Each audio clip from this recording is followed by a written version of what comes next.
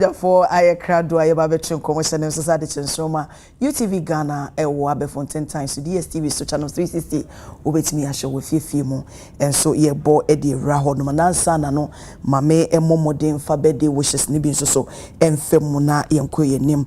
A glorious birthday to beautiful friend Benedicta, Adobia, Godson, Unimac, I say, God bless and protects you from your cosmate Randy Samuel. Osanso my assistant producer. Enti baby a Benedicta Adobia Godson wo be no Randy Samuel eso ma happy birthday nyame won shraw na onye wo kese pa wo Unimac enti na ye wo dey de Randy so wo do bebre saso ena happy birthday Enko and Fama Reverend Isaac Akusa from your family and the entire church. We say God bless you and may God keep you safe. Inti baby will be a nyame unshaw or say kufo Ghana Kokobot ne honoma any free and the birthday ne kwama Reverend Isaac Akusa ne wabusu nyina so mama utinkwa nyame nkoso unshaw na onye wo kese. Happy birthday so enko mfama Mary a Japan staff at Kumawuman Rural Bank Limited Kumawu branch ho ena wo from Osei awu Kumase also my happy birthday. So the happy birthday to Mary Osei to from your sweetheart Mac John Osei at Kumase. Inti Mary we sweetheart so say my happy birthday nyame onshaw na onye wo kese. Happy birthday to Ajua Kusiwa Sian our Oakville Montessori wo McCarthy Hill from your mother Kuku and grandmother C Connie omunyana se omoma wo happy birthday nyame onshaw na onye wo kese pa. Ene ba bedi enkomo nsema hodo epie free oman mu ne de ehon nsem ene ma bedwafo atena se so de na ye ba be pinsin emu. Fuel prices shoot up as Dumso levy kicks in. No Osaka the Chronicle ehon nsem Yoko ordered to probe Yamin Frimpong Boateng reports the Chronicle and so ensemo no power outages. Energy Minister so nsemo wode ato eja enono. Mewo Godwin Mahama National Communication Team member Emma NDC Sasona Jennifer for you are Queen Deputy National Communications Director NPP Saso and Mewo Efia Koranchawa Communication Team member Movement for Change Abodie Foforo wasasa ene de mekana man fan so baby mama me position no the corporate affairs officer for Temari Refinery. Oh, okay. Yeah. But it's also not out of place if you decide to give me. Give you this. No, but and also new position. Government need a bigger than even the institution. Government needs to say because institution be a share. Party. Yeah, that's it. Because institution be a share. It's true. So yes.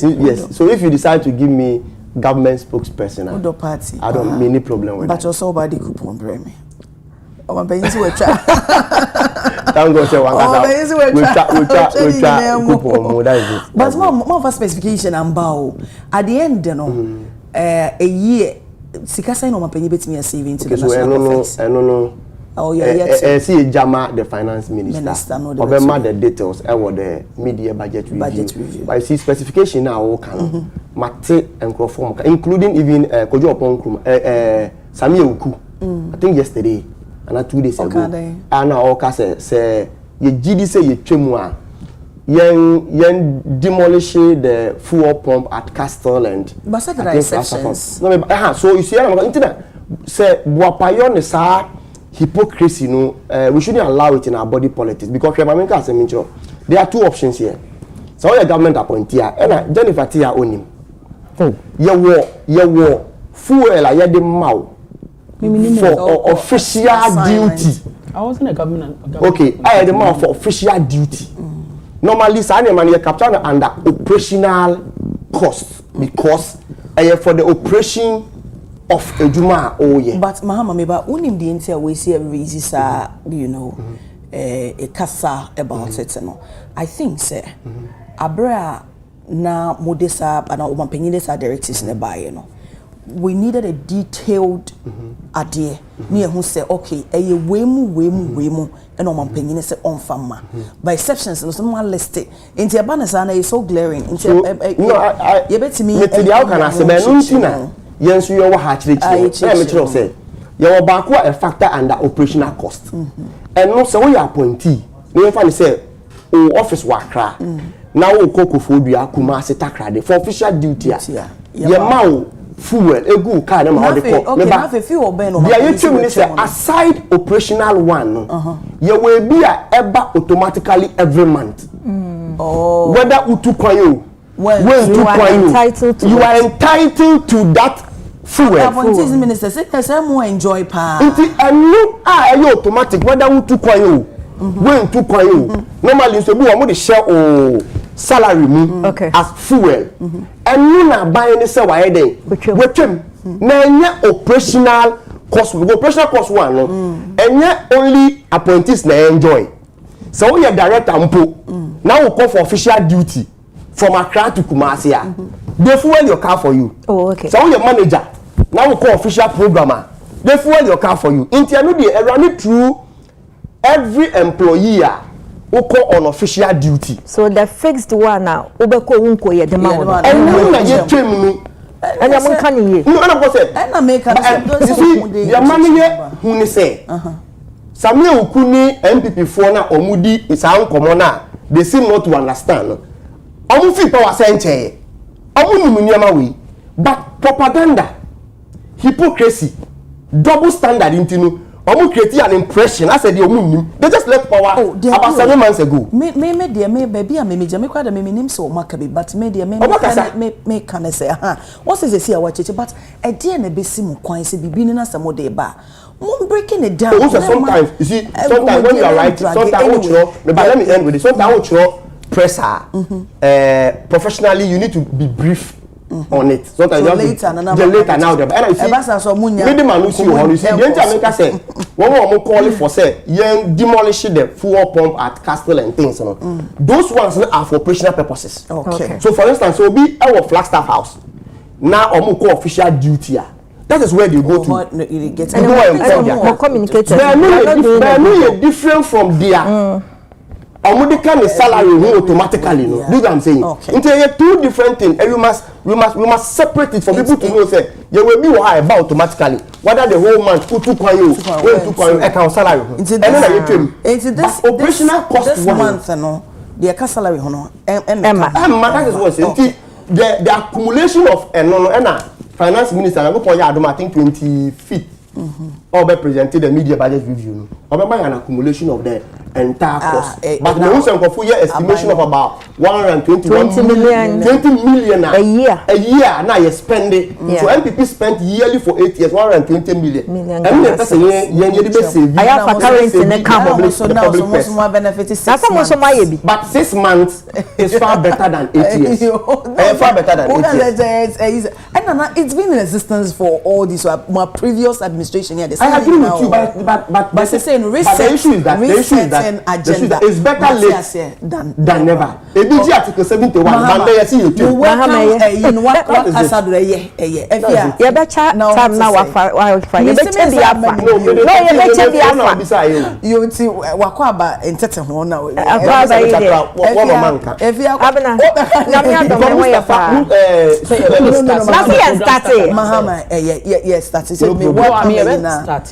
But welcome to me about welcome in a drink. All this are requesting. Abna nyame adome ho ye pa. Me chia obi a ho ayefe. Obi a wa ha bia so ho ayefe. Ene no be me say ase ye hia wo hu mu ne ye share yellow. Ye ka say ye ba ye be share yellow because na ye butterfly day. butterfly in lifespan. Lifespan you too. Who say you can't if you are butterfly in lifespan you too. But you can't in a blend of yellow family. No, maybe they need a carry. Oh, they need yellow lemon yellow. No, maybe they need a burgundy yellow family. No, maybe they need a burgundy. Burgundy and lemon green, lemon yellow. You need just some yellow dear. Wow.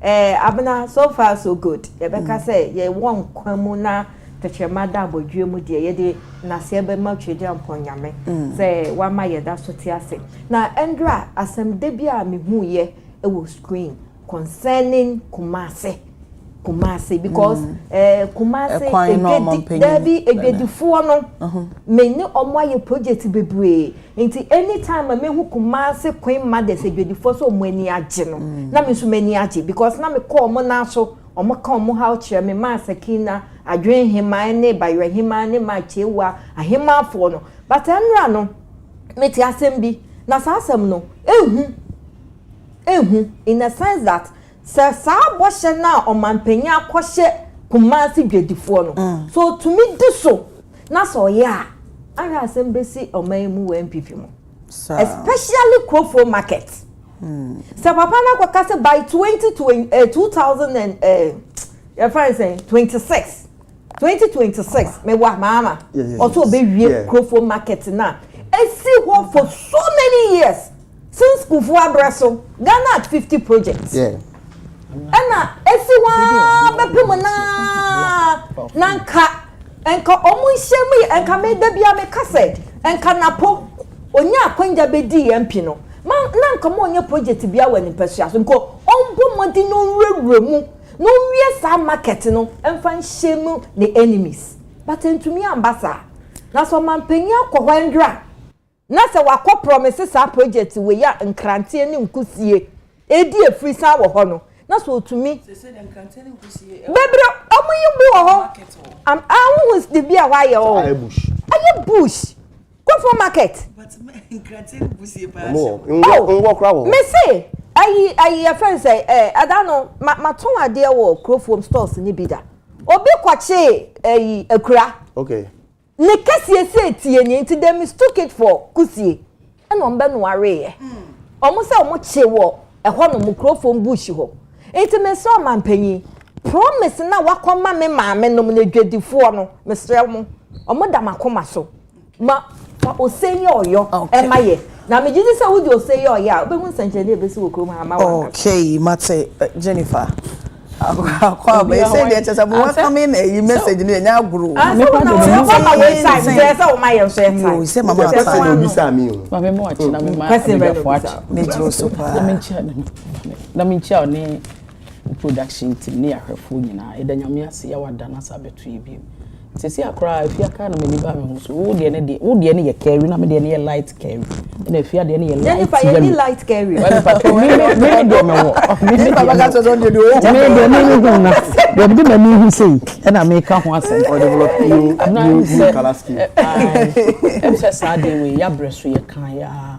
highways na ye di posters ne ma tetare ho e ma ko no ye fe o ho ani de colors bi a painti form so wo kwa bruche na o drive highway so free Germany Eco Holland I think it's about 2 hours 46 minutes when I'm highway so wo be there was a time na you free you drive a road trip from Germany to Holland you ko na ba bi kakra to be draw mo border no so say you call ya e di 2 hours time by you do kwa na you hu say ho na no free above foot traffic light ene Achimota police station traffic light na ma betena TV so Thursday say ya ka ho asem na me take am na obi afre bi fra bunche ne ya ka ho asem na amna kase bi da o minti mu so wafa ho ma no ansikura abobo ya fo mo fa bola bi kwa de hwim na ha awai menimo me guso ameka no menim it was on a video call na me de kire ni pa na so wa sama na me ka ne sisi ya ne abofu traffic light men ka say ye free power nti men ka ho asem bi me ka ho asem 3 years ni aban ne to Jubilee House ya breso ene no ontimi fa nani nkohu Say traffic light no enye adwuma piem. Se uti anopenya mo accident is in yasem keto. The fa zoom line ho won say Lindsay ho no. Lindsay court ho be fa zoom line ho will be do Shell filling station. Traffic light has not been working for the past 3 years. Nim empowerment power. Bibi siwie. Say yeba will be rembi am my late me. Na be a government official kai twem no so emergency has to attend to na remember. Obi abuko obi wase obi ka ho asema ka omo ye in charge me pacho assembly na ye in charge of omo tetari posters because obi tare sorry posters me pacho me nka say ye boni say sorry poster obi tare yenye but we should know places are ye better just to identify your capital town your capital where you woni boa capital region are you woni oh my Ghana and existing regions are na your capital to be from an being it foreign person and as a Ghana ni be okotama no ne acho ba how to be land first because I'm say prempe de nyanye direct way ni so my mature na kro ayebasa a lot of people are talking about it ufu achimota kwan so na opese okokwa benya kodomene za plateau kwan na abnabo 6 ne sum ka bisi nanti bi hemuro mo to bobo kan ma wo yeda wo yembehwe wo yeda wo yembehwe mo gina emre bi ni shia em say MC na DC no wo baby na me ni di nkomo no say ono asa the time on me kasa no wachi nipa beto ba kogu won sanwo e de o makokota ye de o masanwo won sanwo there's a cable wo mu say led wo say de ma light ne be so say confront me furu pole na meantime mo furu no mo yi sa led no say de na furu omo ye pa enti aban free say bob na hye enso na o de bob no be hye nim o tu bob ka de tu bob no kra ko na aban mo ka ti mi yi led no na me hu mo to kro no ade abran kran kwa na ye te a nipa na wo twa kwan mu nipa cho won se achimoto overpass ya soro hey ai this from ba mo ha be fatesa no ba ma ha wonim se nya ba bi twa kwan abrochi highway bi ani we twa kwan that's a need duro opese ogina na wo de wo say no ebi won masa fence metal eyo mo de aye no so na scratch omo abanye kwan kra we na ye de toto so na de na ye toto so just to save we say e be rails no omo toto ni nyina na wonim bibi enkran hape no ehunu se nipa na wo twa kwan mu ye twa kwan mu number 1 number 2 wabo osasha atade tuntum street light nso ho oboni sesi a manslaughter na meda nim na pesa wabro I get it otwam wo baabi a ye unlawful baabi a wo twam na ye highway baabi a wo se twam no street light ni on timpache wo se enfomso ba na aka na de ne pewa nesa abna wadi ewu aba be chwo tumbo eno no be ko jail na asese aha no pa adwumre 7:30 John Kibion to momo station akwa butu mi kan mama me pacho that fi se me dia bono kra na ka na me ma hye me se me fi se ka na bono etimi ya na obi ka chem se fa ne nche na ko se ye highway udu ba bi a obi ya na wenyina se straight ni pa gina wo kra no wo ba yire me abaje me ka eti ye besre ye nhwe ni nyina minim se there are a lot of things about ni ntimi ni hunu ni nyina ye time ba bi am tia na me tra ka ho se ye besre light no se mu free say minim sa ha no yintimi nya tax force anadwo okogina akɔhwe so bi too late but am see no so so ye na ho te se wono so ye promfo etu de ade show no so de ade hye nani that is how come he was able to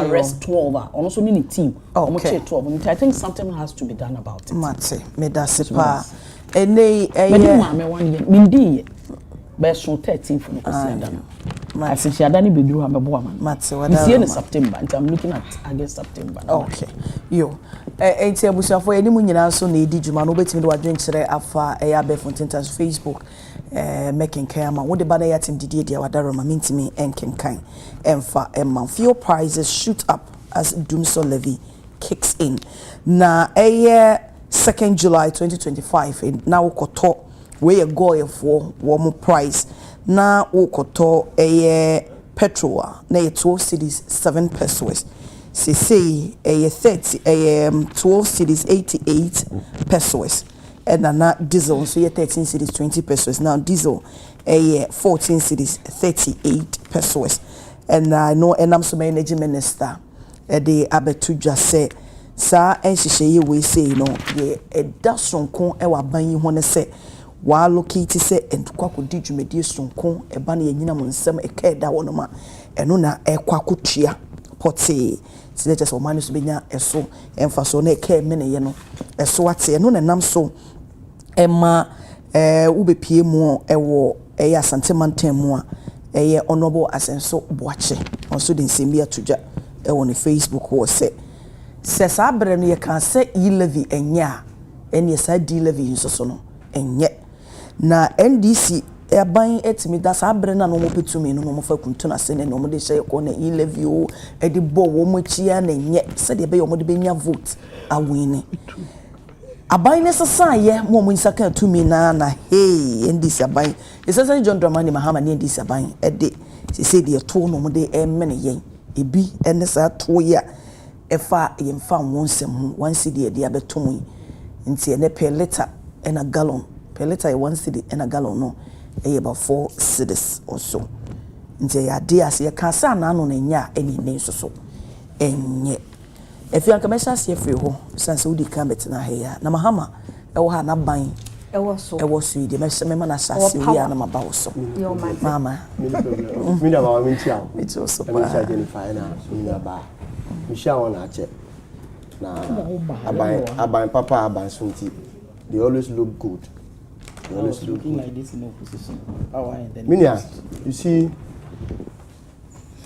obi eniwa okasatia eto agm both MPP NDC CPP Ghana ni bia admit say eto nya de foforo amaya man bebre aye koso say ye ko bobra wo ho no eto no magege e dia develop sa amai no and amame no ye den so let's state the fact that obi eniwa or ye against taxation but the ama sometimes eto die be ye problem no eye botaye techi ujiji wi a ode be ye sa botaye no which at the end you can achieve the reason why we can say oji eto no do you get what I'm saying okay so yin bi say you say e dey intia na ye say ye je F levy me friend F levy because enye D levy obi eniwa officially there is no government appointee and as a minister for energy waka say eto ni ye D levy I call it F levy because ye dey koto fango e dey power ye thermal plant nti ye full levy enye D levy me bo Mahama se fango no so ni wa se dum so beba and I say so the purpose eno na ye dey to eno na ye dey name it eto what's the purpose they dey koto fango the power ye thermal plant but propaganda nti mini anu say ye D levy I will not go by that because we are no mo here e wo power no mo dey edi ncho less than 40% no you see o see at that's all ka aban bia betna abenwa so a o dey the friend manifesto eko ye manifesto ni say na MPP aban emmo ne homodin ti na fango boy den inflation was so exchange rate yen si di enyina brane enti ye ba ya de niema papa be gu akwan mu na ma Ghana fo aye den omo aye den ahen han me no ka say from the same goela o cite as example as at 2022 November na ye to petrol I friend is super 17 cedi 99 pesos and na ye to diesel 23 cedi 49 pesos. This is what we were faced with under MPP. And na ye na me ncha de yetimi ade ne me gugu akwan mu ama fango bo no asat endra na uko star no mo petrol eye 10 cedi 99 pesos. Mama obeko ehonom no so but figures now my no say eno enye last year. Yes. December na assassin before yes. January na mo take as at last year as at last year team afeni be kwa wiye no se na engine surprise no so, but aba pen that yes, is what yes, I want us to yes, establish and as at last year na petrol ye turn around 15-16 Ghana cedi before ye beji abenwa no it was around the same figure. No, that's 23 no, the time. No, 23 year for diesel. I know, but me just the time and I will be taking over now. Na engine 23 no. I agree with you, but I make an say even before you be take it over no. Na petrol and I'm around the same figure mabo ewa hanom no. So there's no difference in it. That's what 23 in the ndru ho. And I say maybe can diesel the 23 17 year petrol. 23 and boy and air diesel. But at the time I take it was 16 point something. No, that is for petrol. Petrol, yeah. That's for petrol. Now 16 point something. And I hanom petrol 2022 air 17. What's the difference? That was around the same figure. That's what I'm trying to establish. And under your body near me go akwa as a tendra. Now the same girl now you turn petrol around 11 point something cities. Star now acquire 10.99 pesos. It is within 6 months. Now you tell me I'm a found way fee. Petrol fee is 16 Ghana cedi. And they buy 11 and I say 10 depending on the OMC. Now say ne. You na agia to including MPP for say. From why the power and thermal plant. Ye ni sika biya eda wa yeka say this is dedicated source of funding na. Ya de top fan would power and thermal plant. Nti miri biya na say finance minister. Eco finding means ediko fango and that debt keep compiling. Accounting a man there energy sector debt. Maybe that trans be an you encomo. Until I say you finding lasting solution to it. Until finding lasting solution to it, no. One, you need PURC. Esinkunya. Ewo how you bet me said you bet me niska. E de atofango. Proposal I want to buy a minia and say you say you two enyinam kania boso. Ni etimi niska de tofango na. I was saying increasing electricity bill not less than 50%. And imagine, this will be unpopular for the government. So, we buy less than 6 months. We buy 50%. Internet start buying for any other means, other ways. I buy less pressure than the 50% and now PURC proposing. Internet say they eco fango 1 Ghana cedi. Andra 1 Ghana cedi ni eteki effect. Eteki effect ni mponu. Anapa we meba star and do 12 cedi and I'm 11 point something, which is far lower than fuel price at MPP for Adekye. Star girl. Even all the 1 cedi no eka one na eteki effect. It is still lower than fango boa MPP Adekye. It is still no. So we connect it with your manifesto say na niema boa yedin fango bo e wo soro ye buy mana aba famwa even though the 1 cedi levy no take effect no, we have still been able to achieve that manifesto promise because I still less and the MPP na gallon around 80 Ghana cedi when they handed over to us in the even with the 1 Ghana cedi addition and do 70 cities. I around 60 something Ghana cities. Haven't they still made savings? They've still made savings. Mustafa, but would the price be maintained like this, Anna? Because a banner air fango price, and I wouldn't say usually no, it's not regulated by yen. What I said, the more global markets and air cost no, not the more so the effect yen so. In Tibet me I can say now. Surprising ye wo abasisi no ebe maintain na because there are other source of market said that I think the third or second window mbese be expected 6 to 9% increment. Into talking about this and wouldn't there be additional increment? Here any abaya or yes sensitive to the plight of Ghanaians. We are aware say this 1 Ghana cedi F levy now can say take effect some weeks ago, and they suspended because of the ongoing Israel and Iran war. Because as at that time, yes, to say, it affected petroleum product in terms of price. It is a case they as at that time. Now at the end, fight no affected petroleum product. We may end up buying it around 20 Ghana cedi, and we will not be sensitive to Ghanaians. Into a buyer or drilling the man for who can say no, even though urgent no, yen twintwen so kakra na yen study the market trend, the effect of the war, and so na e dey aba. Even though the war has not stopped entirely, so we own commercial analysis. Who say it has stabilized, it has not affected forward that much. Okay, me so yeah. And you say this is the time I say then yeah dey eba. But because I buy near sensitive, say yeah ko yen anymore. Said you are within 6 months. Yet me move forward every 16 Ghana cedi. And the about this price no. We will make sure say yeah nko fuel. Embo ahia ye gifi MPP nsemu da. We will see that. You better make sure say fuel will always be sold less than ahia MPP for Adekye. Enti no more problem with it no. The simple thing I make na say Shewachi 6 months ago ahia na otofango and ahia oton the mimi yusu to end mimi yusu Hyundai Sonata under MPP na me fuel no close to 1,400 Ghana cedis. 1,400.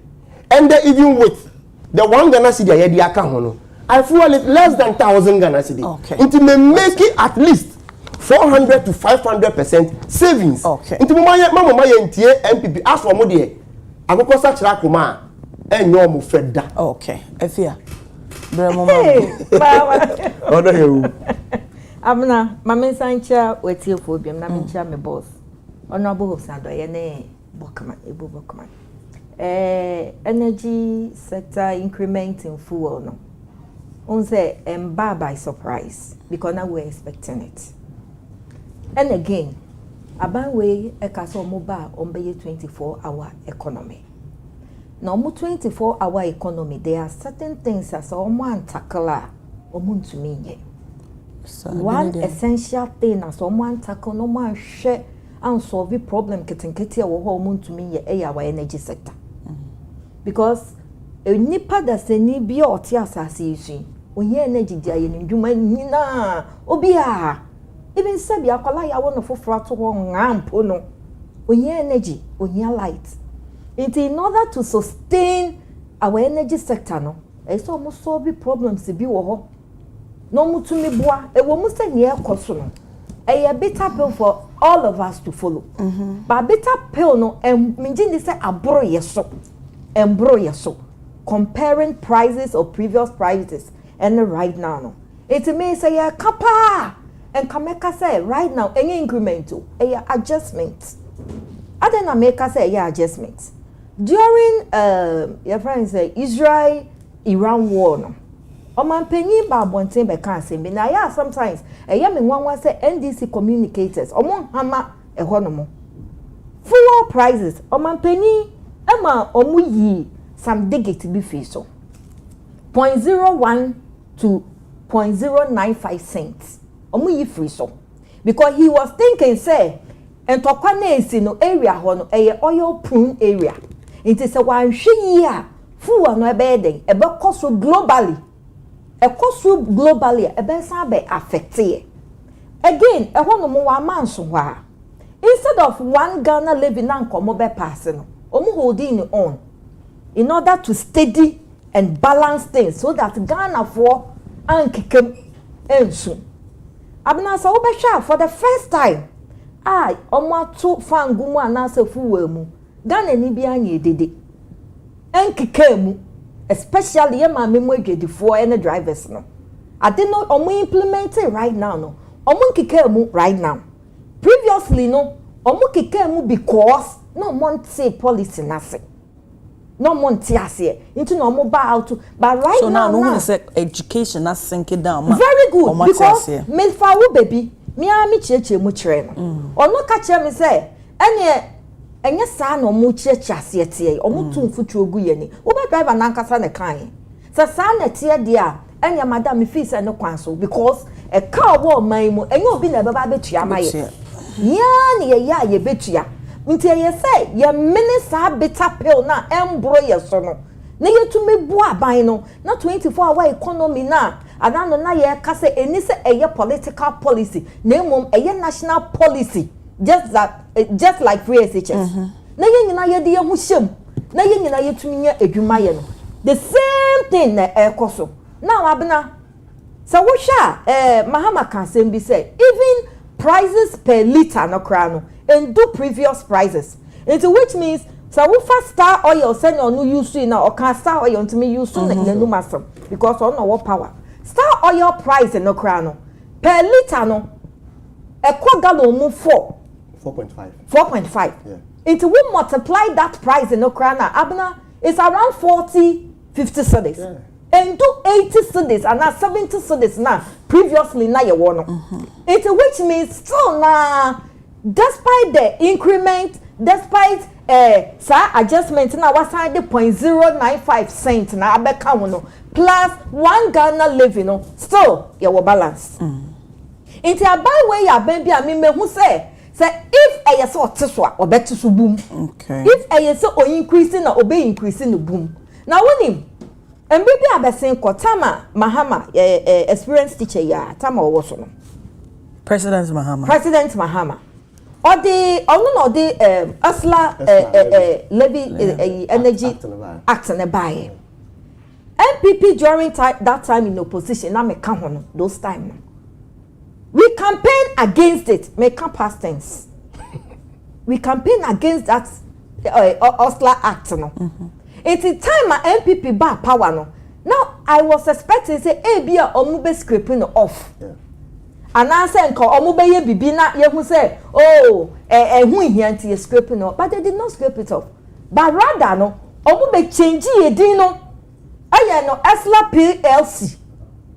And no ya fund that or my penny setters have fund no omude be solve full problems full eka but when MPP came no omu change it no fund no na a woman no omu di kosi awawa as bond Adekye besia no so omu je no they did not direct it to energy sector they use it for other things we yenum adia sasika no koye and no and edika continuous a car you say oh car on beka se nkroma bresu nya na e kada ho but if you we are aware and so say sabosia no so e ba ye no me kai pass me ne ono bokojo ponkoma e twen komo e momo kan say I think say World Bank also they came up with a you know a year omuche mu say wo mo anye bibia mfa ho now even a Canada ho no it will be more than that.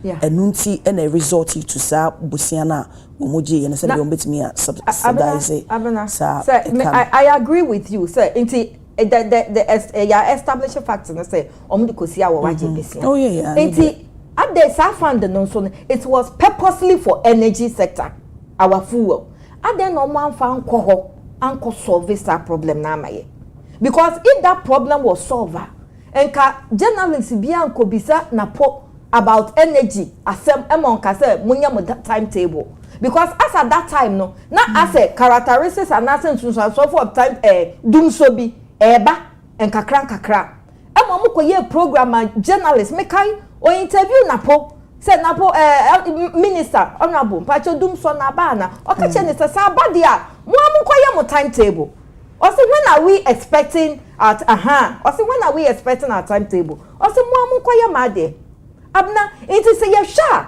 problem no e wo hodida but as Ghanaians no ye pese ye dwuma koso ye use energy de ye bibia no we have to swallow this bitter pill na ye buana sa adjustment no e koso na nyankopon na ye da na sese upon the adjustment upon the increment upon we we still have balance ye wo balance bia je say emro ye so ye bekekem you better say, hey, about where you say about no, we have to. And about where you say, this one levy increment, 1 Ghana increment na abano. Tempera, and me share my prat. So your secretary to the vice president. Or say a tempera. Yes, it's me kotu from Onunenu. Which is the one city, no? Which is the one city, no? So with time, on the side, there will be an amendment very to take good. Out. Good. That is according to Amaprat Edra. Or say a tempera. Meaning, some of the solve problem ni we are. Or my chair say, a one problem na day, cost solve. And that's the problem is when services because every year be a 5.7 billion. Ghana cedis. It's almost some of the solve. Some of the catch say, they solve it. And a lot of people use car system demo. And ya can't almost say machines or media in Obia super 20. What shall the number of people ever talk any CK coming or mobile generator? So mobile no crime Ghana for. Not transparency aye dwuma dia me feel say sa temporary na omo ka no nka ebeya successful to me it's just an adjustment to let's check Ghana for ye nyina ye mboa na 24-hour economy na ye hia energy dey power no ye mboa ne yemfa ye hu nhyem ne yen swallow that bitter pill no but with time no so abai ne ikonanim na ne o ka ne ye hu say enye no all this wa say ne betena ha kan ye no sa so ne ye beba betena ha ya question is say masa enye say na o kan you Matiafia queen remember also Ramadansi nyame adoma ochine nyame adoma e delegates ni nyina ba betru the new patriotic party ye the conference na hihye so Lagos Sports Stadium enti ye share delegates na nim ye besre wa wonye delegate ye besre media houses are omo paper and also omo ondo say omo betwa program no fiam so binya bi ahwe ye pese you probably baby boom comes so already na nkofo ka covid asem all being so good no le gonna left ban no on social programs it no say jumedi no cause enra nyina de wo ba say we ebe kwakoto aso ye de jumedi ni hye nyamesa yenim say memenda no nkɔ na nwumre de na yewie ye de nhyehyɛ ya ye any proposals ya de koto otiebemufo na nim no mugituma party na national council national executive ya kotrasa na yeso ya hwɛ near the party no pomo isibre akwanti ye team no ye rebuilding together with our values tinyame adma memenda monhwe ni na emenua Godwin kasa nem so o mention star oil what is star oil and I can 9 CDB no say 10 was it as yesterday it was 10 and power 11 point I think 11.99 and now these are 13. Yes, that's fine. But yesterday it was 10.99. Okay, that's fine. It means that time be a economy. Before the 1 CD addition, now you 10.99 and I call 11. And I'll say your breast so na fuel then I'm 23. And a diesel na ka say na diesel. No, so may you soon. Your breast 2022. That's what I mentioned. Not this way 20. And I've not been say last year no nyina na yes. And I say it was at petrol as at last year. Now around 15-16 Ghana cedi. And diesel was around I think 17-18 Ghana cedi. Your breast was at. Yes. I've not been last year or before last year 2024. Yeah. As last year not super 14.22. Diesel was 14.90. At the time on now hand you over ama NDC and I said with time and I said last year no more some na make it you can say na 23.1 that's what I said. What yes you handing over fuel wasn't 23 something last year it can be January, Jennifer, it can be February around 2022 that is where Ostate is at this and then you mentioned 2024 and eba anymore as at the time of handing over no that's what I was mentioning and Ostate said it was around 16 then drew 17 with super and then diesel and surprise no kind. But okay last year it can be January, it can be February. Like what you say? Oh, chinia hwe no ho sere o. Oh daddy. O se chinia ti say Ghana ha na yete no. Oso na anto aba ma oso no. E na chinia to aba ma chinia. Asema me ka no mo hwe no muti. Eti chinia pa na asem hwe no se na o jai sibie. To 2 so ono obi o Muslim. Meaning say o de no ye Christian na ye Christian. Enti ono ni ye cheers. O mo hwe wan na kwakwa no mo sere because they think that they have a good will. But ya na me ko ya meka. Ko ye nso ameka. Yes cedi swat. Dollar no swat cedi appreciate. Because see ya if you beka say board asem de meka ye dey but nya no kwa na bo aye dey. Ene ma so bo enkofo. Because full Korea no bakofa na na ba de me ayi kakra ne say because see the levy eba Mustafa friends former sports minister na ni wo kura say try kikiri man adwen na enya asem keto a e wo dan e wo parliament e wi ase ba ma e ba bedru 1 cedi now you will have for D-levy about say cow hold it until for D-levy about D-levy no so cry we do a moment minority in Tiasa we can even leave the parliament over there too. And then come dear boss or say yeah MPP for one a Ghana for your Ghana for what or main our Macau MPP for I am free Zimbabwe a Ghana for no so must suspend. It's about 3 weeks 1 month ago no so must suspend. Because if you be a transfer Ghana heavy I can say almost suspension in chess over year free na ya day beba. Well when your boy and Kaya Nansa ne na ye twem say 16 for year run. You better D-levy na besa abo say F levy. You need me go for na F free. D-levy. Besa me ba chop me ba.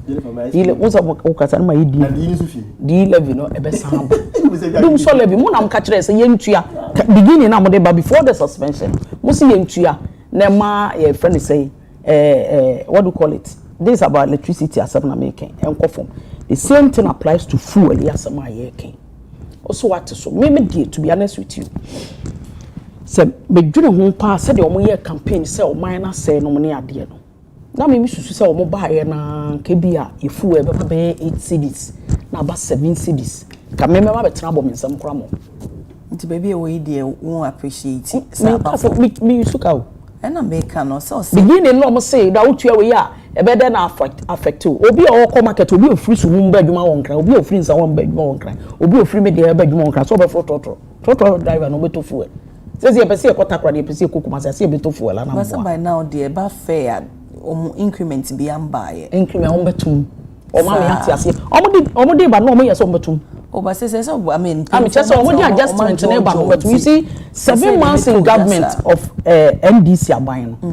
Entumuntu bi aba wo. De ba ma me koka D-levy na so entumuntu bi aba. They say fuel nkwanya nyina ya start no friends electricity 17.2. Then also they say am hyehyɛ am ye. Obi anka ho asem. Ye hyehyɛ na aka kire Ghana fo say de ma chinie ni gi chinie ho to aba ma chinie. E ma hye osono bufu anto aba ma osono no. Ene say ya say o man ne nye. Etimu ba ye no kamo de mu ye papa mo hyehyɛ. Edu ba bi kom ka kire se ntoko obi ku Israel ni Iran no. E ba affect fo ntemu bo ye kokko. Te beti enya nsusu aso wo ye fuel so. Enkania na busulu mi no matum dodo say. Ze mo mfa nsuo ma ye nsuo so beba pure se de beba. Eze obi kita 300 Ghana no to lighter without a condition betimi taking 3 days 4 days. That is the life we are living now. Nanu dia mo ma form ho adi no. The new patriotic party ye wo ye nhyehyɛ ya ba ko ni ye firi wo memende yi. And say my busy nti na mo nka ho busy. And now so ma bafoforo you should leave them to find their feet. So they are trying to find their level. It's after we no na nyame adu we are who say within that period afa no maba no enema so e koyie so ntina na say the odo ani say mpacho say the odo ani hu ade different your what power say the odo ani hu ade different and am so me chire mu akere say baby ametie say dem dem ani kurokuru hu ade different say na obi an so ono so hwe me ono so say the odo ani hu ade different me I don't have a problem me din kan wa ha say MPP aban ya state wo be dia parliament minority aka party na nkasa executives ameka wo yaka say yenye mambofo sa aban we ni em ekoyi aye be ye adwen se chinchine atwan eni se ne ma ye defo menua Godwin kasa beginning na oka ansa na ye ba be oka fuel accept so opa bisa Jennifer Cross woni for patron na me government appointee wona ntre wonya aban adwuma no wo ye na me government appointee me na board so ti fuel asem aka me manya kupon da fuel asem aka nyina kra me nim so it will ma form ho adi because MPP ya ye busy kakra ye hwe niema e na o ma ba foforo na o ma dwene mu no say na meka so o mo pom asem no o mo hwe o mo a o ma dwene mu no o mo susu ye kire say o ma nya good will because of chinie ato aba ma chinie e na o mo hwe osono so obufu osono so anto aba ma osono because of atoro o mo diti o edi to ye so mo tiri mu nya o mo de sa fe na o ma ba eto o mo susu say o ba portion blame ni nyina ye de o ye so as I speak with you now and the media houses I'm not talking about my premature excluding me because mo de say na assemblity mo beka obi aja galam say asem ka ye kan galam say enna me no kasa achi mo nchi ya wo obi akoto me no mo wu wo ye wo say obi ni papa more than 20 and I o makase and ntina me ka say mo nka ho o ma hu o mo no ye untie eno na me ka say mo no excluding mo other media houses nobody want to talk about it but me catch out the rate at which me say ababa the rate at which ni pay wu enti ne yanye aban so wa withdraw niam bi free government appointee ho mu fuel no niam ye free ho ye di levy banti no ye di sorry ye di fuel ntumu banti no ye mfa no meso ne ye ja ho asem ka. That's the calculation when your politicians say as a man. No, okay, D levy. No, it's F levy. No, don't say F levy. So what my mention? What about fuel? It's what they are buying near mouse. So I will run a few only bishop. Somebody are gonna for ye yabre. When is a cover up? Oh, of course, yes. Somebody are ye yabre and discuss friend say fuel to moon. But also part of my business. That be and yet say I business say ye need one some. Can say ye 3 near 7 months so afi no maba. Okay. But what you say afi no maba. Ba o maba no ba no si ba o maba no mo tiri mo nyom de se de mpo masema no mani agye no. Chinie na ato aba ma chinie. Ti bibi o mo ye bia no chinie ni beje. Dem o manfo ka ma peka se timamfo. O manfo no de bebre bu nya de enyo so ti abna ye besre. Aban no oni ma bebre wo so ye. Fuel ntumu affect every human being. It's true. Kan ka o mo ko fanuan ye tenkra he dia na wudua. Yedua he banche na bodua asem mu ne ade msi enya bie de ne yedua ne nkran ha ade enya ne titiri ye fresh ina ha no so kwa ye ginu ne ade yi bi eti ye kranua ne bama ye ne yetenkran ha enya bie de ne de ye ne ye bebe sa cost no eti wo tuma of course oba ye ne kosoro due to niam ba akomienu bi. Now the question is me nua be me kasa no me hu asem o kan say ye de we si ye sipuma sibre we ene ma friend say ye ba ye adwen say ye to so na Yesu se sabre wo se yedi bi beka ho ma ne kosoro wantimi ankere. Oh, there be me the mountain patch. Mountain ti dey duru anu achichim no man. They say wo abem ti abotre na be coming down. So what? There be me se mountain. What? Abna want mountain be coming down. Wo abem. Wo abem nti won to no good. Wo fo so de ote. Onti wonya abotre. Me to opposition. Ni tire ye fi akra de o ka obeka bi ama. Me to opposition say makoye contemporary. True against makoye contemporary. Eto no de obeka bia be ye fiade. So ati ase aha. To kire mu amemi am to opposition ni ahefo a. I use the way. Ye ni ewo opposition ye beti ase no wa to the boss no wa kire. Bi bisa question ni so me me kire mu da bi. O yes abema wa hwefo. Ani chini ato abama ho no. Wo mo aba be fiti abama da se. Mate, Yoko ordered to probe Yamin Frimpong Boateng report. Na Attorney General and Minister for Justice, Dr. Dominic Ayine, and Odessa Directive C Aba no say Organized Crime Office, Trinity Akane Yoko, Economic and Organized Crime Office. So mo enye nshishimu na opinioni ne ho bon unauthorized mining activities bia akoso no etia wo be share Minerals and Mining Act 2006 at 703 na amended by Act 995 na etia enti sabre ye die ehihye mu fiko enkoso na ye nhihye esanse Joseph Yamin ne ho ebo mu enyo no nko Yakubu Abanga ensoso owura yi nsoso ehubon mu enti eno wo hye na Attorney General sa case so say enkofo bia sabre yi wo mufa kwamboni so tu efom agudie ana say illegal activities bia ekoso eba na mining sector na wo mu enye hwehwemu emfa ho na omfa emetuja na mara no so ene wo mu ne me sha say de free ho wi ama ba Jennifer no maba abana. Hey, the last me ba o ka say me wa be mu ntia. It's the first one. It's not first one. Mr. Chifu say Mr. Sefefia. Into no I agree. I don't have issue with starting. Because me na me wa be. Me no problem. I want to know more wa who share wa say start wa. Maybe the man dey anja. Who be say we can start. What's for me about president D. What's for me about president D. What was it to the board Godwin? No. So go mama I need your mama. That one. What come I fear. No, I fear I'm talking about Godwin. No, I get it. But if you make here you are calm Muhammad, it wasn't because of president and you're not referred to president. It's what we say.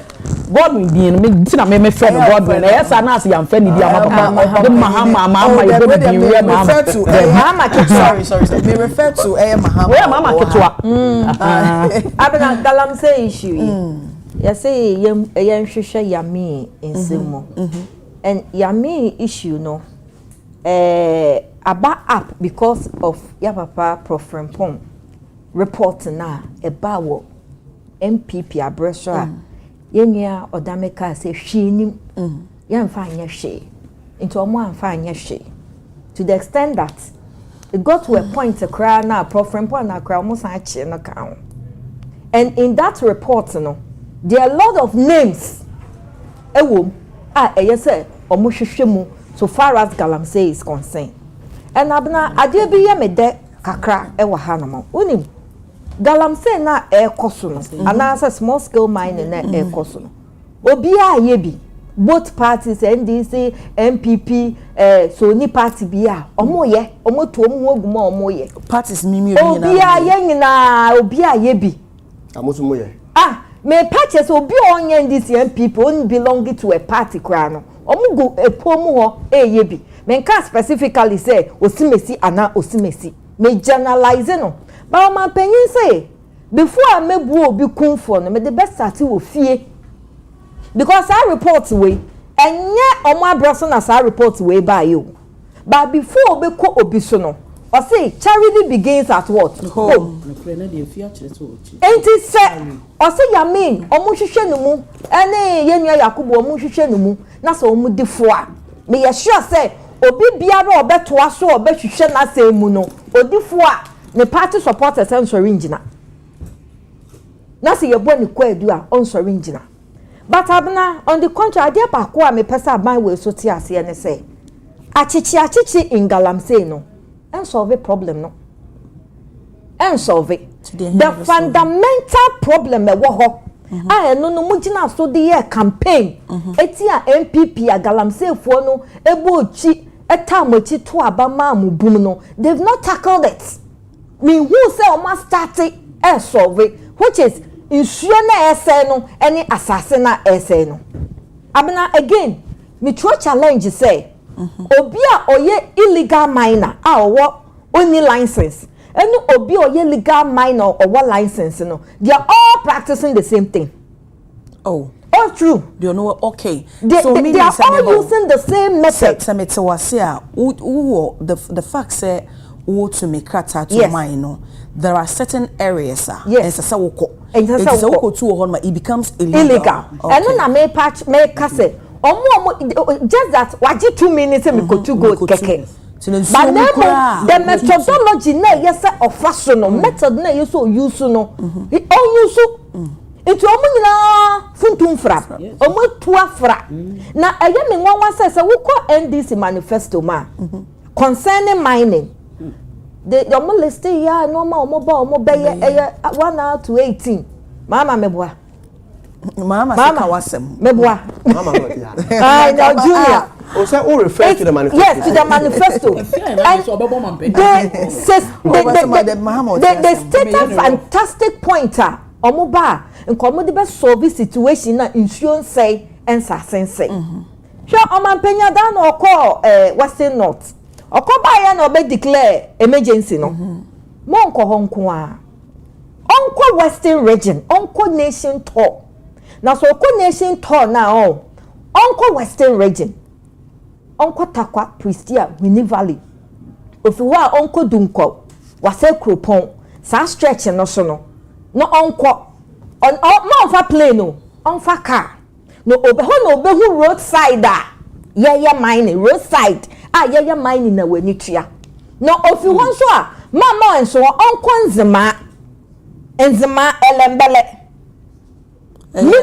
minister Chrome I don't know about ye besun ye hu ne mobo etitwa je say this is the first time but me research bi amasa akoye kire say elembele na papa no efri ho na obesun ye no esu na osun ye no sisi adame ne nya adwen because ye can Galamsey headquarters elembele ne wo enti esu na minister besun na ase ohun se nhua se da ohun sa asase ase da no we hu bi da but ni okohu no o de kan elembele de no ho no ase esu so mampanyi ko this areas amabubu a mampanyi kra besan besu the obeboa minister obeboa minister mo wasu na waka say na me nkofo mo ye den edie na mo ye blue water white task force na ye tete no mo ye den abna galamsey issue na wo ho no enya small case o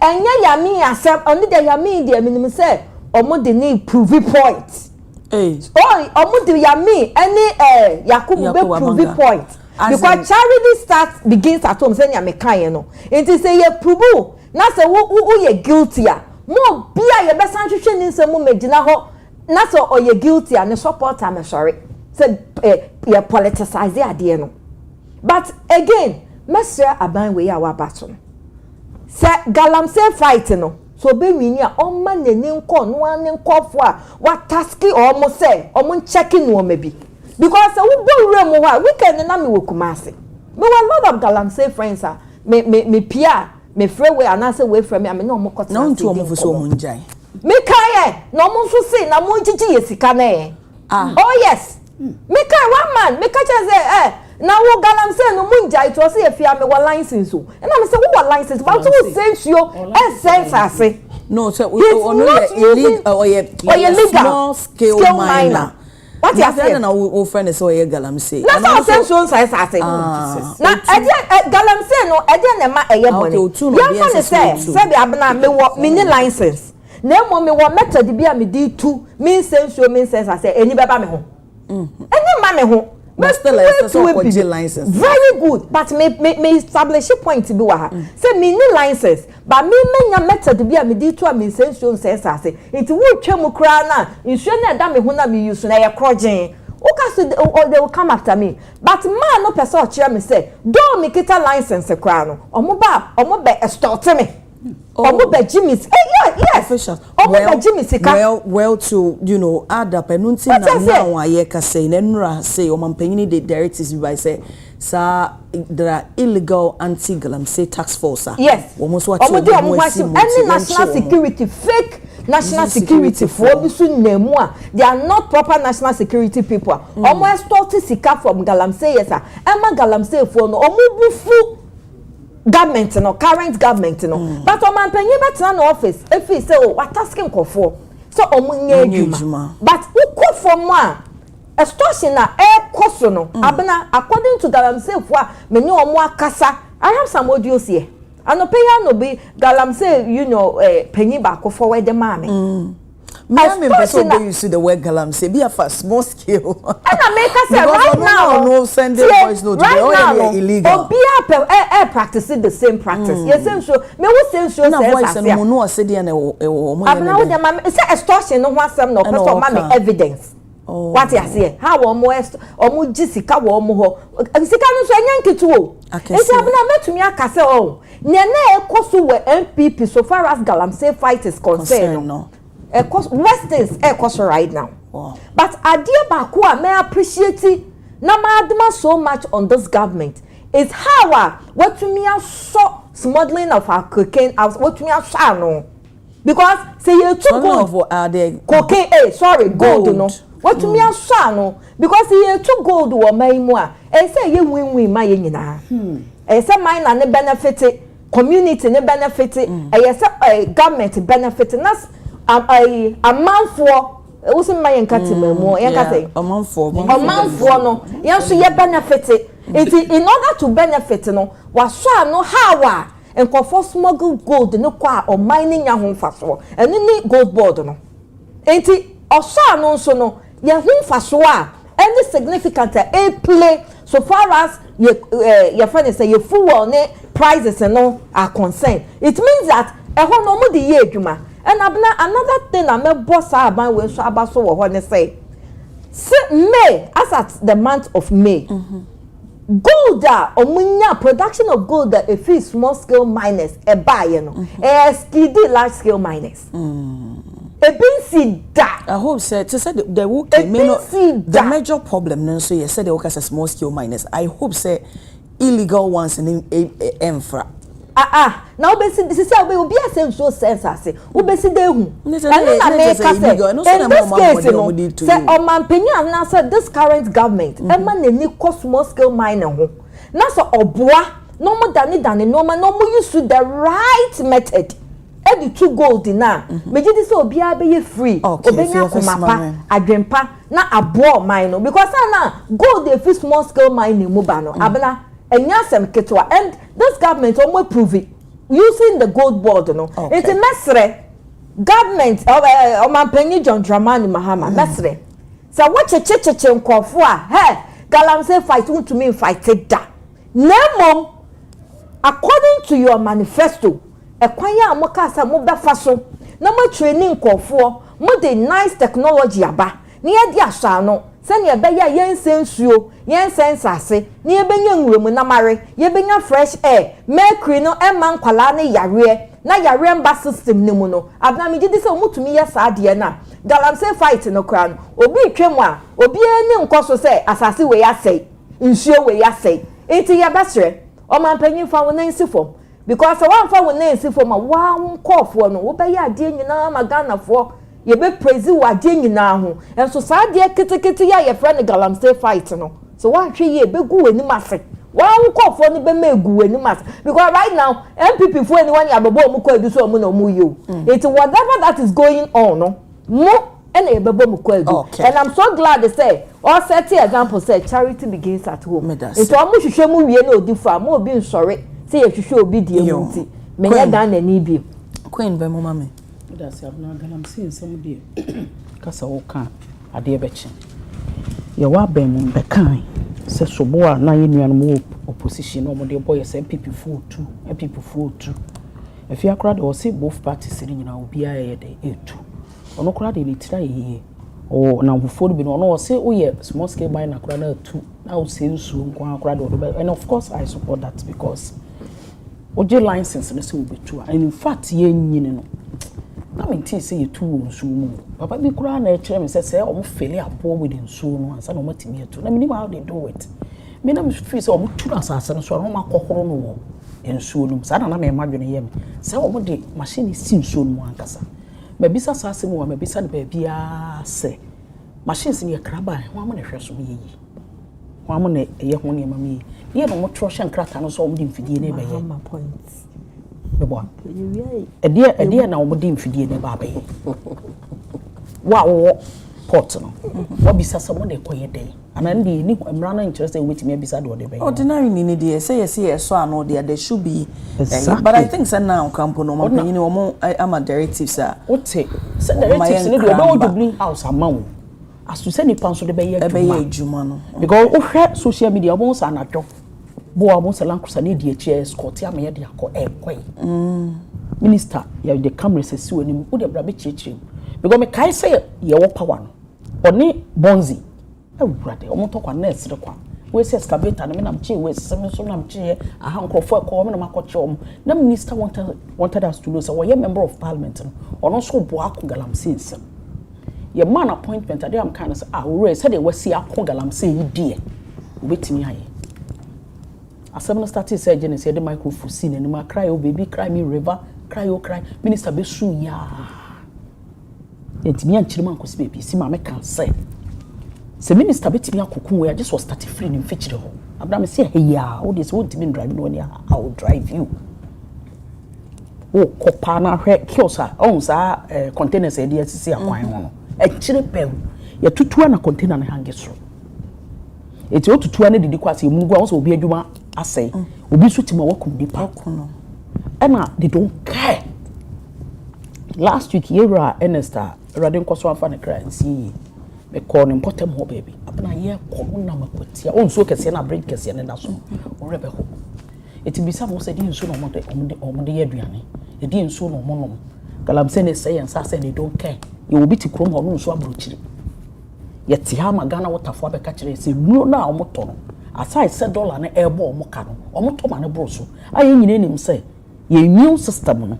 ade bi obe consume akom se bro so pe be ye poison to your body so you aware health be for no e come into the bia and then we keep on doing it obe wo akora na nsa so atete we know say mercury na ne amakora de gugu no it me cost sade ye ti kroma ma ahimfo bi si ahimfo bi mpacho ni di oni ni nua so kaya ahakora bo yiwa ye che omkora mse de omkoko to sim oma 50 Ghana na omutu maka wa ha nkrofo mani nkitingiti a wichinga mkora de kotum 4 years oba kuro bi so oba beye ohene ne model wo samrante ne mabaye okuro ma munsom ya breso ye te galam stop ye to operation hwani me catch ro se lumba bonyo me osisika e yo hen sika ne de to moja aramboa so ya ne se be ma moja sika ne de to moja no e na foma gudie gold na nkasa hye hosie no ankasa so won attraction enti obi okobo ho ba ne se nyame soro ne nimu ya bre so nyina me kasa asem wo I've not been hypocrite, I will not be hypocrite.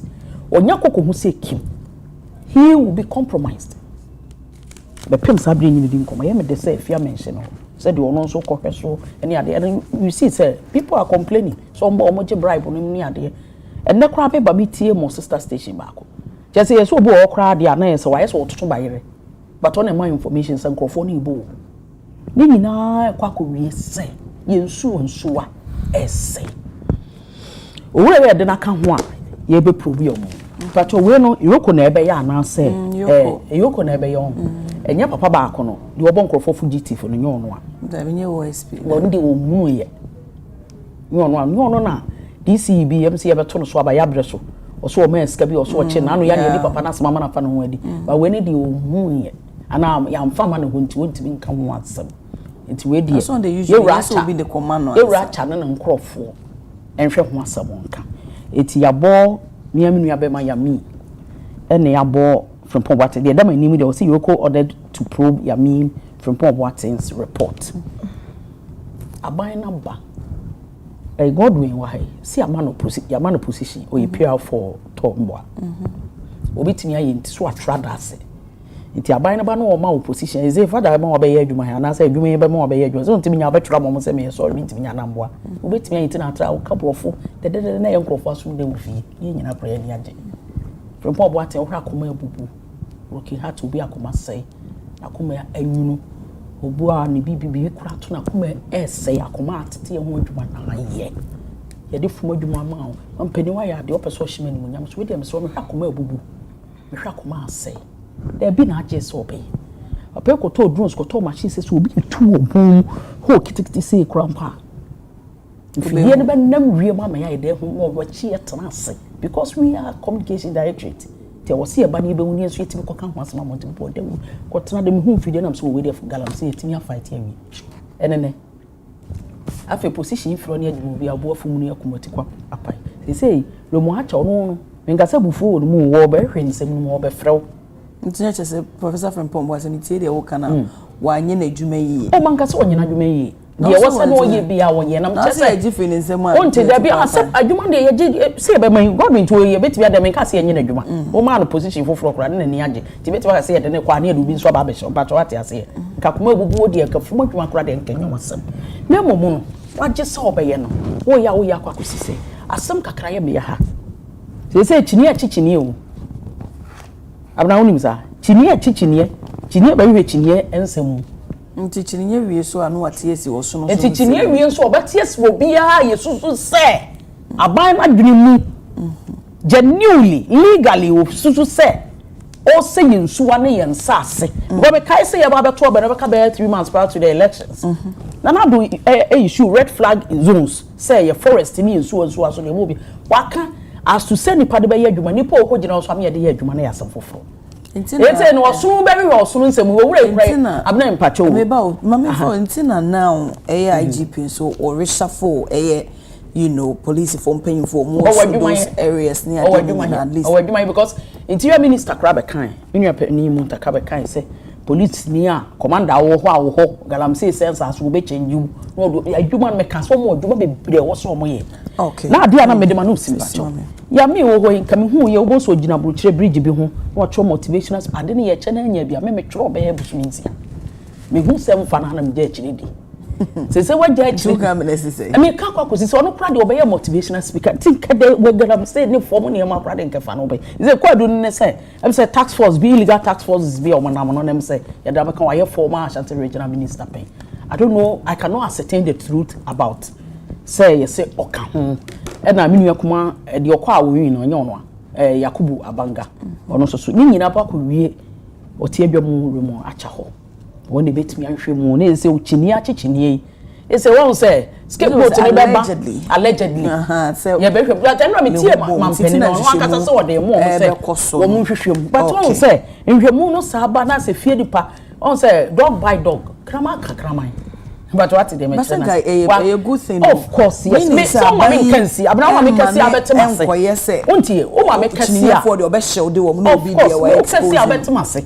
Na nkia giche nya bia ka nyamsam wo abrochire wall hu ne say ntansa ya asade abebo wi. Esa rehu a me nua ya me wo mu no nyasam ketwa. Ba ne nyina mo no senka aban ne ka ne nyina wie no wo se me di mani ko hu ye wo so ne ma odi nani hu ye no ensase ne nsuansu ase no na nka me die me se bi me die o nka ma Godwin any Ghana for bi no susu ye no nipa frem no ase e ko so wo de ma issue 1 year say officer 1 year wa ma na chineafo bubefu a we issue state of emergency wo de 6 months ne ye hwese nka yensuansu because your time no so where you do baby ne nsuo na ni tema e de kwa bana wa hai no oka nsuo e da kwa bana bibi da nkrakwan mu ha ani te krojen wo kwa wu se na ani ate kokko hwe asa ye se leptin no ne coffee so hu ti ka ban it me issue set of free abamu de men hu nsuo bi ani ti me ka se bre bi etwa mu me ka se ye free mu no o sama ka wa me de galam se asam de onim de was time me pon tv se ya na me ka se obi a ususu se o wa abamu o ye bi ne ye nche no me me galam se ni me ni bi kra nye tv so ka hu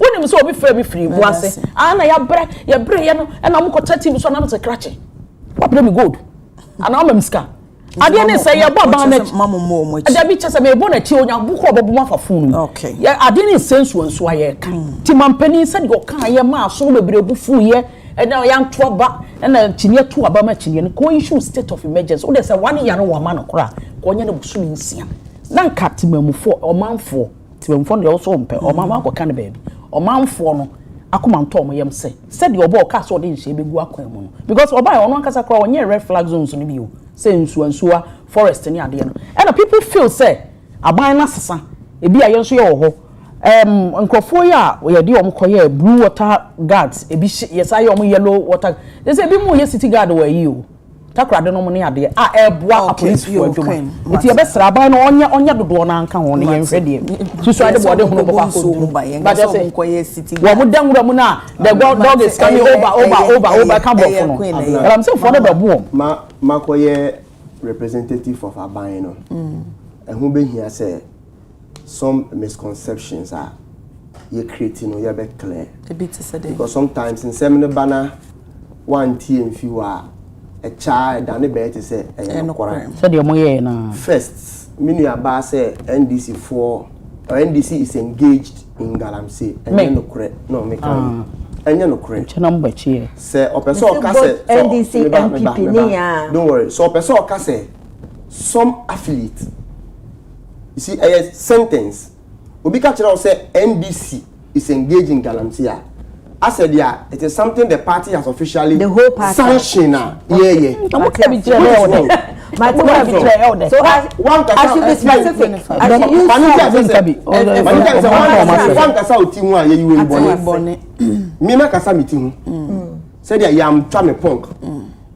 Next time, no one say some affiliate. Matthias. But one say NDC as if it is an official. The general NDC. Which is wrong. Yes. You are right. Two. Meaning about has stated a point say I said yeah before we feel power or at a point in time I'm not wa bem Ghana nsuo na adane chocolate and amilo emfreja kwa na anything never you see emfreja kwa story or can say Ghana water e can say chemicals are now what they 18 they need about more than 10 times it was during their era and there was no day because can you get it to a point and soon anything they would have reported and said cost of cost now there was no day on mass report before I'm handing over my you gave us a dirty stability of our water bodies very dirty very very very dirty I'm telling you until my created that impression mean you here galamsey ya dia mint na ha enso so se emrano eso obi mu no ye NDC ni it doesn't matter ni dibia and matter how worthy the person is emrano ni nya den ndi because the danger associated with galamsey no enye nna na ye ba betena hanom edi hu nkomo abena na meboa ye wu kola te se me ne wo are because of the effect. Omanya deformity. Omanya deformity. And me means a next deformity on a child by me bana. Intimate betna ha enso so. Maybe me think crying, the effect may be less. Maybe I'm girl but not maybe oh here we need girl. And I even for me very maybe because you are real busia. Correct. Asem tu busia na they will call on me. Yeah. Akoto no ho. But idea say you bear in mind me say an allegation doesn't connote guilt. Say you allege idea to so a and no nkyere say we defo. And in article 19 ka say until proven guilty you are innocent. But there your friend say mampeni order abina no through the attorney general has not been selective. Because Yamin a NDC national organizer.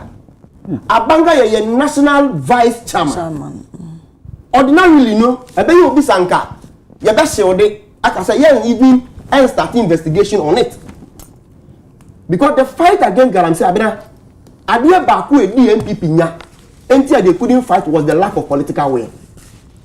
So only political will now, you can never fight it. Interference. Because all kind from Pom Boateng reporter only some officials of NPP. Direct officials. What that say Mampeni Excellency said they should investigate those people. What the Attorney General Dami once even writing to any state agency said, let's investigate them. They lack that political will. But yeah, Fanny say, Abaya Yetusu enne. Mampeni ya na adwene say, he is not in just to govern.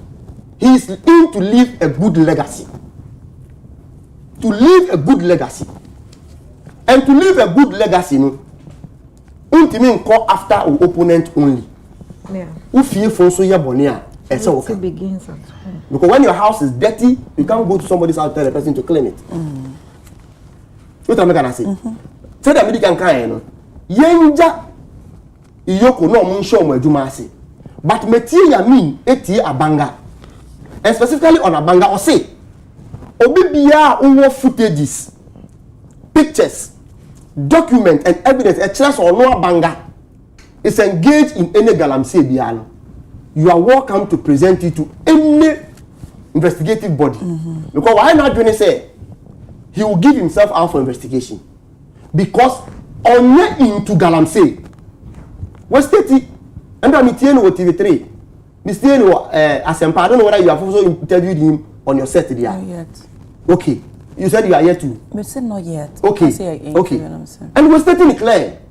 That means you're stating it clear. Omo nina ka say, omo from one bedding. One bedding. It means that now, and you should me a letter from AG to Iyoko as a basis to say ampa. Omo ye Galamsey. Do you know what I'm saying? Until young China investigation in Koso. But dear friend say, Mampeni and discriminate. But baby say since I buy say that na me nua e ka no. In our manifesto you can never be say buy bedding. Ye be ye. Then na yetimi aye so far. And as a government communicator no, it will be very good I take listener through some of those things. Okay. One, first no na say ye dey Galamsey machines like this heavy equipment no eba excavators no ba you register on normal ordinary registration say see am through DVL wo de ba ye kire wo be kire botai nti a wo de ye den wo de ba say dia wo de ba for mining because untimi nka say wo de ba for Galamsey yes at the spot you be arrested but say wo de ba for mining na after you register we no we track it. To see say who they koye mining. The car say who they koye as in legal mining. Legal mining. And even in other words, who can say how they koye A now they koye B will be able to track it. Exactly. And that's the first thing we have done. And so far you're tracking, you're registered tracking about 200 excavators. Yeah, I think say within the week in the the last data by say it's mandatory no it's will be but can you not enter sir? Two, so far within 4 months you arrested individuals or engaging into Galamsey about 500 of them. Ama you seize 200 excavators. Maybe so I hear. It's even 200 excavators. Do you get what I'm saying? Mahama, maybe so I which Bebrenano you take you on through the right process, legal process. The next one, may outline me, we have the answer. Okay. And yes, I'll lose thought of what I'm saying. The next point is to say, Yaka said Interior Minister, assessors some of the district commanders, one of the initiatives. Yeah. Because sometimes you see in so Bebrena anything follow ababeye enuafo. So they are unable to crack the whip. Yeah. Into assessors some of the district commanders. Okay. Also, district chief executives are illegal mining is going on. Yaka say you will be dealt with. And also another directive amampenia ama. Yeah, by now 9 forest reserves are now it has been tagged as red zone. Yeah, I'm recover it. Red zone. Neither the police, military, even etimi echo. Yeah, by out of 9. You retrieve 8. Naka one. Percentage wise, we've done about 95%. Umpewe now open. The next point, the Blue Water Project. I know Nipa Bebre are casted doubt on that initiative, but may take it pain. And follow most of the media handles. I don't want to mention one here. Omu keenly in monitoring the Juma Blue Water Project for an air. And they are doing yeoman's job so far. Maybe it will take time and so. But to be away the Omuni HBR will tell you that they are doing very well. Omu collaborating with security agencies. Okay. And they are doing yeoman's job. The next issue, a tree for life. Obibeka said, "Abaye Chemunso edua in Nia," and we didn't see anything. But the kind I'm a preamble say it's about the political will to make sure say the last but one point. The gold board I mean you buy common. Gold board edin say go to the extent say you better do a pointer. Abina say omuto gold what we call traceability. Ometimi trace gold in the source. Even whether a fee legal or illegal source. Inti way I able to media curb this illegal activities because through the traceability no ometimi ehun baby a gold near the a fee. Then the last point, I think August or the next month or two, Abaniba launching what we call cooperative mining. That cooperative mining, no, I quite know to say they are. You have some concession to communities. Now communities no are together. It's a business. I register in business. I register in a company form. I register a company as a cooperative body. Because from where they are, you can easily trace them through the registrar general. When we share that body, no, I say, and now say, own free community, no, why? Ultimately engage in that cooperative mining. This is how far Abana day. So one may be Amawasia, young monochrono, and that is what I want Jennifer to know. Say, the MPP are buying. No more lucky the political will. And then Mampenya Mayati say task force ayati. You were human institution. Definitely a be far quiet was somewhere then or more effaso. That is parallel task force are or more mandated to do those works. Mampenya say young track those illegal task forces. Now be or show muchi. Individual some account in Yabiano and run one day ending. But Masre, one or more mining sites, no say tax force be a bahwa because tax force be a new obeko baby on cra anything official to show say okra mandate to do what he's supposed to do. No, in terms of supervise. Until young go a step further as minors. Said you are mobile. As a police, because you are under arrest. And so bisa arrest warrant. And so bisa the ID card to authenticate say or your legitimate police and as on your legitimate police. Because the team follow say yama ye ni anda ho a aboneyefo bi ebehye ntari bi asede omo ya aban nkrofo waka abeye niema ya woso mo ye de mama waka sa asem we say concerned miners association, small scale miners association me no omo president no ekasaya I think say no so kwa aprobo be more tapa side honum baby on also had the same issue my at the end the community you sign be chain no or say on questions say must say moye you know say national security and say mu too many there e dey na because say so mu bo bi mo even excavator esi baby na enye enkoye ejuma bi a wo meche wo illegal site na ade no kwa omo cheche anaso omo twa eja etumo so talk of say nipa na ba wo be question the credibility na ade wo say no so to me escalate kofa ensem bebreba nti mesre tax force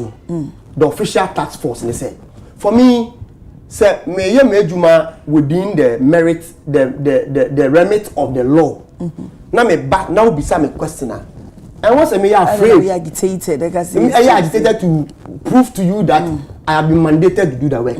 Mesre yen task force no. Uko baby no be try so benya some small details about you so they will be authenticate baby I will feel because one man kwaya. The illegal ones no so bad. Ebe the same trend of force once some be say we want to authenticate where you are coming from they also do. At the end you who your papa and they are on your papa. Omu do one no omu bisa on few questions they should do in case say omu need ID card and things I'll beg the minister whoever responsible say and once be yin say betimi ama some identification card so that omu ko be easy to identify themselves so that you betimi identify between a papa for no any abonefo no but me dem anu AC no for mama for we so sure na clear hono mama because we make that passionate appeal or say you bet me regularizing a year na you be hu wo mo credible or bet me supervise e ba no tax force for na me pese we make that same appeal so excavators na yira no efa hefa me kai pa say doctor na BCU and make kiss ade no che and clearly you could see say there was a friction between even say occupying videos na about out no be a police you know be say one bar man and it was like and make me announce me presence me ba because obi and one ma wo ya de pa na wo say obi ba na obi abo awura so I didn't say wo ma wo yom show say excavators na ehefo na allow ma sa ne ma na era so normally said the medical kan no police for bebre because of match wo ho no kromo for and one be say ebusia and until normally omko a omo enkra no because okra the likelihood say obeti hu a kire ba akomienu bi no high obedu ho na obi a eni site ho na why we na wa say fuel fiakra e dia akako when me achieve your agenda message so say omko a one some form of arrangement within that jurisdiction now omoko supervision or no in terms of low bed because the issue has to do with say you teaching we you know you compare low bed aba you buy you know ayra do come say but you try to be a little proactive okay say the info says me call gas out you say me call gas out ako check on galamsey issues make me some government because district director wo you were other officials who bet no one range no money one more responsible one more owners or drivers of this low bed no are you aware do you get me you want phone number immediately you put up the call and say come in so that anyone no you bet me tow car no to wherever it's supposed to tow it to because some of those excuses now or more man abena me better na anka say tenable because under MPP when they told us say excavators ayira no ye lamba still we didn't take that as an excuse and the nyama yan take it as excuse no let us not come and take it as an excuse here this say corner wo hwena untimi nkochichi excavators no and monitor and tracking money na and bedu SL odi bedu don't even go because at the end what catch say at the so catch say ayira what the issue about ma bet na say me defend this excavators ayira. Then it's like in some focus NBC and NPP we are the same, you know. We are gradually confirming it, which NBC is better than the NPP. But obi so ati ho akere me say who say kuo bi na tro nkrata so mo ye small scale miners and omo allege yamin na abanga so mo engage in an illegality but in hwehwemu a yaye kakra ne kire say krata na omo release ye no number na wode attach in the write up no when you even call it doesn't go and you one. Two, another known, because Ghana I went follow Galam small scale mining for a very long time. Only one edi enim. So issue statement say that supposed letter na a fee another group of people form small scale miners association. That association doesn't exist anymore. Inti free him fa. Inti emami se o ka tu ni bomu a I tend to believe say they don't exist because obi bia or issue statement as way of press statement and you're ready because all the number to what they are for interview. Now you're ready say you'll be interviewed and further confirm the content of letter now I but sometimes somebody can be a whistleblower but on person identity ebedabonti because maybe on to me and guarantee the safety. Sure. I don't know from that perspective. You see, say, on the basis of a whistleblower, you will come in that direction. So it will be a petition. Way Oba as a leader of a group. Okay. Our person, you say a group exists. Yo, Muhammad. Our the number in the DNA as a media house. Munya all those details because sometimes you see somebody too much. Because media no move news intinu, then you quickly will be jumping to it. Mr. Remo say, Mama yenye further and better checks on that particular association. And if Omo exists here, we cannot be putting premium on an association exists. And so be a sorry say I am leader of association of A, B, C, D. Now media no, you are helping them to fuel an illegality. Mr. Remo so far no. Aban no aye na femu de okay. The best say obi bia enka ne ntoma mbo ne ntoma no because the MPP assign for 8 years nobody should expect say betimi dey 6 months or 7 months to solve it entirely. Mama, but you have even done better than what they did in 8 years. Ben Martin Graham at the message but please tell the NDC Godwin Muhammad that what he's saying is not true. He should come to Takwa, Bogoso, Prestia, and nearby towns. He will cry even bitterly than the minister. I throw a challenge to him that the tax force and the Blue Water Guards cannot help fight Galamsey because the miners will buy them with money. My greetings goes to Honorable Gloria Owusu, MP for Trobo. CEO for DVLA. I send him a message or say I'ma register 6,850 excavators. You know earlier I said 200. So it is the excavators about so that they will be able to track them. We are registered and track. That's the reason. Register. I just want to be clear. I'ma register over 6,000. But DVL any who coin so maybe say omo de koye there. No, I'm not what we are doing now is that first now you register on ordinary registration. Now they way BC. It's what buying comprehend. Yes, but when excavators are registered purposely for mining. Okay. Excavators DVLA has so the category. Some for construction, some for mining, some for other. Some for so that's it. To me, so they call illegal mining. So they mining na. That's what register. No, maybe such number plate in a bini ho. Number plate be. Number plate be say. So mo na register o ma kire say o mo de koye adapt in fact that business it's a construction here but say nipa na de koye mine onim say na ba plate we don't get registered the trackers the register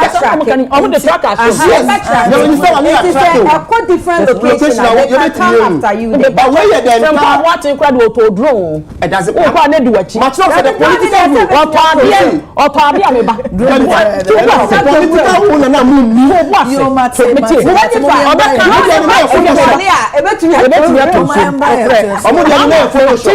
2 minutes free ho or church the ones mean tia say wachiri yes it should be coming down one children Ghana for galam say or can say o say year time no and na galam say we sense ase ya ye wo krom ha ye wa meals time sabe na bi ana wo school na bibi na ye de oh no anyini no no no anyini near the youth China exactly so not like that for you and ya dey emrantie call China say omukosua youth in mining Kenya de bonin patrioti the person state in clear omukosua youth in mining nipa bebre susue mu ne say omukosua omo ba ye na niam na ye dey agensem I na me be politics of equalization me pesa but for him to say ya bresu ni nsuo say wa bro no me patcho me ba waka wa bro ya abotofra go me cheni pani bebre o ya abotofra ye nyina yesusa maybe na ba ko nya 100 and something some years ago dam come na aduane come na na ko feed no sabre no so be say kan o wireless so me kan radio wireless so say phobia da ko to galam say na nyin samo sa na pesa me kan etu o ka say ye ya breso na galam say bye secondly me patcho me ba secondly was say o ma hu ba bia se na nsuwa na ni ye dey etete akoko ntimi nsakira kroma ma na nye feda I don't expect Godwin so we catch them say yetimi to anamon but all can e wom so de hye agu akwam but when timi so anka say e bra na MPP for de hye agu akwam I don't expect him to say but I'm reminding him say bra na MPP de ne agu akwam no ye we ye mampani na sabi opposition odira simfie so obi a galam senti ya che no ye ba meyi mi am ni akwaku o kwaku so kwaku afro pa de town go ne ko galam say muntu me pa na kasa no kan no maybe 2 minutes now so do you know how many time you have na say ya pa na o da ma o bi e so ka bi say you na buy waiting MPP abuy 3 word Muhammad the time am na enye bi ne of course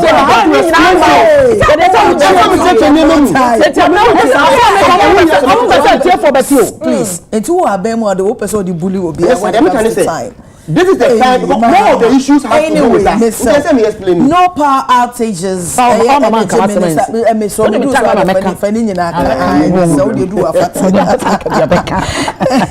Minister of Energy and Green Transition, Honorable John Abdullahi Jinapo, and now they are to just say, we say, cost transformers Libya a faulty or more ACC. Now, so that one tennis to a case, a baby. To say the gun,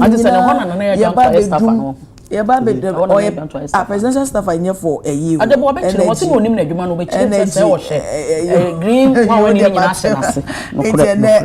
Minister Eddie so a jasa. Unsa say they free God. Also, you also were bem. The office or the money we are from. Abena Osha say free God na emwa. Farmer Jennifer non twelve no use no time. No be equal time. What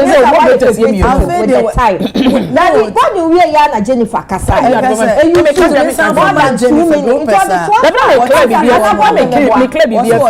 You Jennifer. Okay, so what I was saying was that Onyema was put in place. Me so what 3 minutes. Of course, make a Greenway and I adjourned to office. You want one okay. Although not the best to call a year or also name the duty class staff or who say greens and the main Martin I oh Jinapo. For Debbie, but me name said Jinapo, the energy minister. Dear Bear,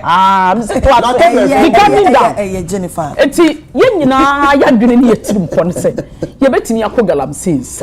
I mean, yeah, Mark requires me mobile power, no one is on because ye carry off and colano. A bet me affect too, a bet me affect me, auntie. A dugalam says some na cana. Fine, I buy any yebi, and people are buying yebi. Obia yebi. Say, you know, so you say better be and so any yet. You never better how say, you any betche. You better say a home cry, say, ya dear. But I bet you come over your name, fear, and I can fear me and son, but soon me no near Quacotuaba. That's in fear me, Sabri, a driver Quacotuabe, near the whole Kagalam Sassama. I walk away Coquananta training. excavators bibisa ho asem wa kyerem se ye de ayi tracker kora bom enom ne ade from what to ye bebre but baby akwa wie no enti so mbekuma nsuo mbekuma nsuo na ni ate omanfo no ho beto man that's what we are looking at enom asem ne ye ka how much man back no power tages no I say low and no I say no power tages no no etimi bi obi baby kan ya be 5 hours no nyan kan ya wo I want him fa abna ma men kasam chiro god you more expect say me betena heart say de your position no sad no o ya de ya o ma ne nya da nya no actually see en kan ya dundum na eguso a ekoso yempa ya dundum ne bejai yempa ya ye bo nyina ne se ano aban ne be pene pom sibre na ano na ye de abras na se no na D levy no de be na F levy ani ye de F levy to be honest with you say nya ha na ka say F levy I maintain baby ya mama they say fuel is going to buy fuel energy sector ya me maintain can before suspension na make no na mo create here how me create MPP abi amomo de ba tu enim say D levy mo ya na mo dia kebe electricity cost beba but within 7 months mo be boy amane earlier say mo tu 14.75% na aboa madum so ne ho sensem ni nyina atwa da na nya ne o mo de ba ye na na mo sa de ba say mo be sa to bi is o ka bo so me nson January so am in am azumi officer be pem sa bi din koma electricity nkon ya to 17.2%. Electricity 17.2%, which is a highway ma obia can you say some nyintu mo say mo nhehye ya that be on to the American say wo buy kafo nipa betena na dwa wo buy ni ma bi nkoye wo adwun mususu say wo buy ni ma bi nkoye wo ma producers aya awe adwuma wura bebi sa senti abna de na fi so obeye meyi laptop we dia be from etene kon kura free keypad no so na dia to na ma yam na yi wo buy no wo adwene na ususu say niam bi nkoye eye car wo adwene mu fisi akoba beto a car electricity card a onye no an achi na beda wo this almost betimi akwa yi the suppose e can no can free up when it comes to so and said o ma empty way answer no mako empty debt IMF program no abewie ye ansana o se bi o man panyini be adjust a price na why what you say so we IMF na ansana aban ne be dwene ho say be ho akwa say they will go and sign again for IMF but ma ba be blame me say niam ye jai asana me ka o ba o ma be ma ye mra say niam ye say no de ma dwene mu bibia say bibia say ya bibia anya mo fe I don't expect say niam MPP ye be yan this for fe but o manfo na o mo ankasa hweto abama ye no o ma ne nim de ye de ye ka wasem D levy sensem ya abai utofu wala ibete so yesi levy na levy aba na ba be se o man no o man sata me free covid D levy aba ye kan ho asem a mo de kwa anadwo minority se mo ntwa no pa na ya ka ho nsem na ya hwe ne die nim no ye nyina ya to ato na ye nya no po asibe mo se da you are the minority enti mo pam ba bi ntina mo party out na kikiri nkomodie ba ya suspending they say no de mo ye na enra kwa de ba mo boy nka ye be 2 days bi eno kura ba anadwo mimi hu na anadwo be 12 bi ni na mframa mu na de che enra ken ade na ba transformers ni be fault e wo mo siesie ye ya breso sa na transformer ni bebre na ye faulty ani siesie na asem faulty ba ka asem bi a kire wo se wo ye nsentro ni o de no so be report be ka brofo ede bra ye ne ye te nyina ye politics ye ba ye mojas ani dim ye ka ma yourself amanyo na ye no de ekona no na eba o but the only difference is that o policies o social intervention ye ma de beba office be boa wo breso de obeye no eno na little difference kakra bi ye dey ebem but abna de ekona no na san ye dey eba it is a if they are using excuse as say transformers ni bebre aye faulty it no move so mo ya e betimi asiesia mpa to ya breso na transformers aye faulty na akokwa breso yesi efre bibi dum siesie ya na dum so mu bie mu da si ebedum kane na bia diko na bia bibi asi huma ni bi hu abasam na bia yadum eno kra no within 1 hour bi ni aso I am telling you say recently in fact barely 2 months and recently barely 2 months ago me see me area ye dem 13 hours it could be a fault but what did you mention say it is almost on besiesia the issue of eno ma jakato e ka da ho free tete aye ba yati be free ho wo ye dey a wo bu o man dey as you go on e ba be count are they trying to tell us say at the end of their term 3 years na aka no be free so on be kono na omoja empty friend say debt na zero debt and be anyone is that what they are trying to tell us they are Ghana for Kenya na say one city no purposely for that's an idea there will be a reduction even if not all come on there will be but that's what and I'm just until proving say and I'm so they will bring another thing. Okay. Omesa di bia ba yebesa to me by the end of this year no wasa to enka ne abo na akasa omesa to I'm not saying sir dey aban ne ye me ba betan akode me ma think akasa asem no wa but the Ghana for air petty and says also just can dey am so bran fa so nye dey e mom na enka ne na bi ndonu say obi kita ska ko electricity whether air condition ne yikura na sa any days few days obi to 300 Ghana 3 days 4 days without air condition na sa it assume say nipa ni pay 1,500 say no betimi dia ton kania no dem oye mason oye ya now of course or the man be sisi ya ono no ye mason say no dey man ma school no dey say ton kania de na say nipa be da sum mu enye dum so kra na aba na nipa be dem ko nya scan ton kania and you see sa ne ma we nyina ye ne ma o manfo ne ye timu a ye ka but no apportion blame no so say na ne ma nye of course eno na mo ka kire nkrofo say ne ma nye ntimo de mo ye holy mo ye Jesus Christ on earth deputy on earth enti mo ba be sese o man no de yakwa ko gira pempenso bi ya bi ma da ye nam kro betimi afes ka call from ye nam abonse obo court say by now no ka dokro ko say ka ye 5 pesos dokro ye de o say ka ye 5 pesos banku ye be bo kakraka pa ye 50 pesos na nko atodi sa ne ma ni nyina o manfo ni hu ye because say de mo ka chom say pipia say o man na tete bi o be ye bi anye aniema ye bi anye na mo de mo ba ye no mo de feel way e be sesa ne ma ene da ho ti ba bi yeti I am telling you, in fact, I can even assure you, say, and to move better by young or manful, including you, myself, viewers almost saying yin to me. Okay. I fear. Yeah. My member also. Mama Banta Kakra with the Galamsey issue. No. Mahama corrected me, as Simbi said, I said because some of NTC, which may accept, I appreciate it. Me sorry, so say generalizing because I know munyina it be clean. Na obobo ensembi soa from their manifesto no me work copy I am you obobonya na me glance not from the manifesto but things we have done so far. It's in the manifesto. Okay. More try say more beye. But me worry back when they say where unsa make say wo beye we nyina o. Nemom someone shop technology na say we implement say insurance say ensase say ya sade we nyina mo be yen so still yare be wo still yen suo be say still yen sase be say obobo so na ka be me de say na me ka so be ka say e bia insuo pra eni ate enti yen ko he ya implement we e bia insuo brim eni ate enti yen ko he but we to me am yen insuo ba ko ebi eni ate kroje nso ne de ebi eni nyante se no ka say fe na on say because o kan meba honom o kan esa blue water gut kan be ka say anka na ya chase enya eso impact na no assign edition we yes a process so with time or no nti ya more time then sure any better okay ya mamuta for how long when don't you mistake I say to the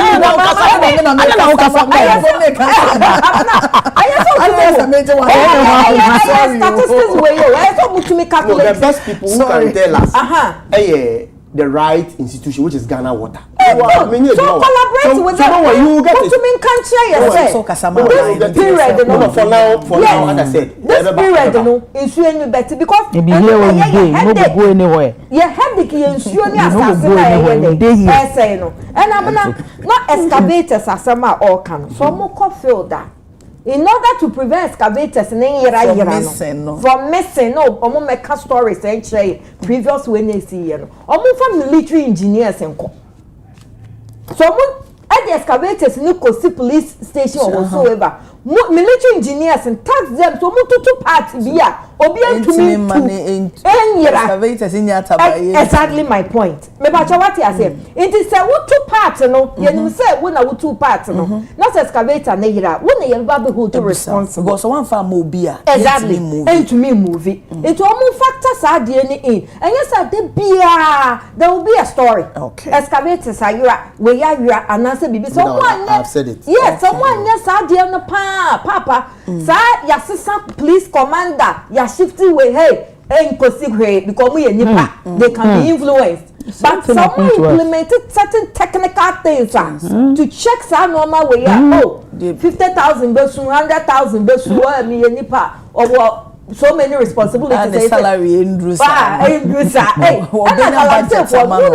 and blackmailers, pa. Sir? I'm saying for almost musica. Ain't a batching idea, or bet to me influence so, or this blackmail the politician, or me using the word and for bullying. Yes, they're bullying the politicians and all my task almost say, or did you maybe with money. It's at the end of the day, only discount about or best complaining. But in as much as you're fighting Galamsen, and say you share. And on ye obedi bimbe for na ye to me practice the good. And then na me share doctor be Dr. Solomon Owusu over US. Na oye minor over US. Na no mo ye insurance from 4 year interview. Ojina adwumam, ojina nsuo na machine sisu na mo minor no. Abena nsuo na hu ase. Any croje. It a didn't see who can say yes, ye question technology ni be na be practice. I didn't see your coin. Without sa and normal no, hey, Galamsey fight or won't forget it. So man to me and two soon any of my or man to me a man cranty and some men room. Or man to me and planting ya not a chat na. Hey, on betchiche, on betchake, excavators, on bay say the Galamsey fighting or moon to me. Okay, my main outages. Also, a dear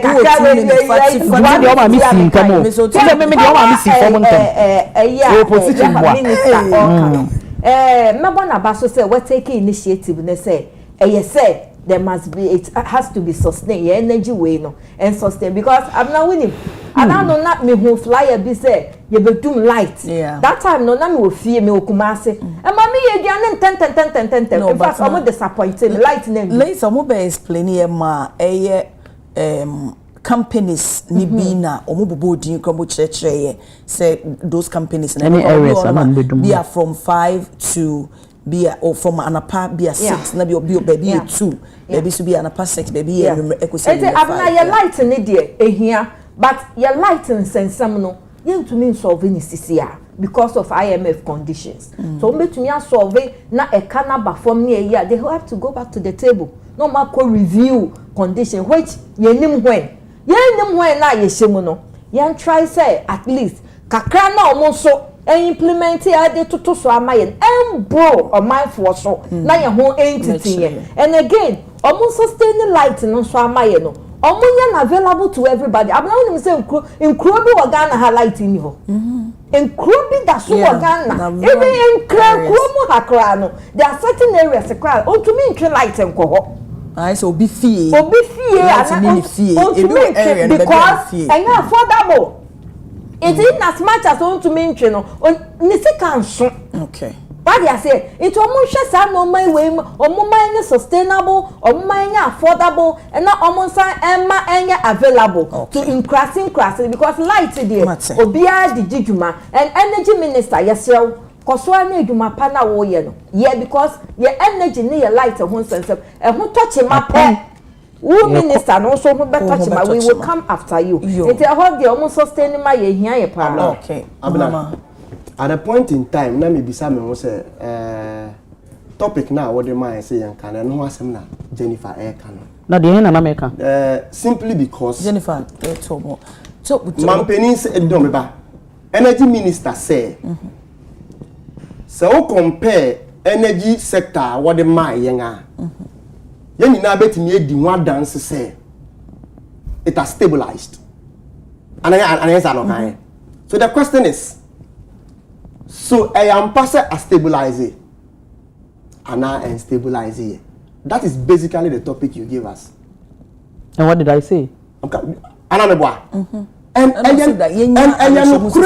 said it would be to them say lights in the bedroom no baby bedroom no crash and I no crash so say stabilize it but and then one because Jennifer tana ha ka say yen mama yen expecting so abetana ha cause said dia otutu say ye dey in opposition no she will do same we ka ka say akoko sa kira and yen face Andra energy minister nyakonya as part of government accountability series no say yen dey abiri bia no ye ne Ghana for be che niema ekoso big I'm saying ntendra oba ye no o kire yen bebi a ye fa enyinam kanea eni bebi a ye de ababedu o kire yen say ye di enyinam kanea wo Ghana ha no na ye wodum som compared to enne and then any be nim say from January na obati pa it was going off because that was the sector omode ye den omode mayen na so na me charge 6 months wetimi asesa a lot of transformers because that fault ni bebre has to do with transformers osesa bebre amane power no se nyempo a edina so chain se dia omo hand over mayen 2 wamaya ti asen so se ya omo ma officials no KPI se so bia enya a certain tax within a period of time no esa obe account say maye ana menye ye say dey betimi attrack adwuma bia obi aye because bebre na aye reluctant e awo adwuma mo ye den omo ye ho and every obi bia believing in good governance and good administrative way bia beka so omo obi adwuma man KPI because in the absence of KPI aye wholesale ana meboa ntiane na one initiative another initiative or the atuwo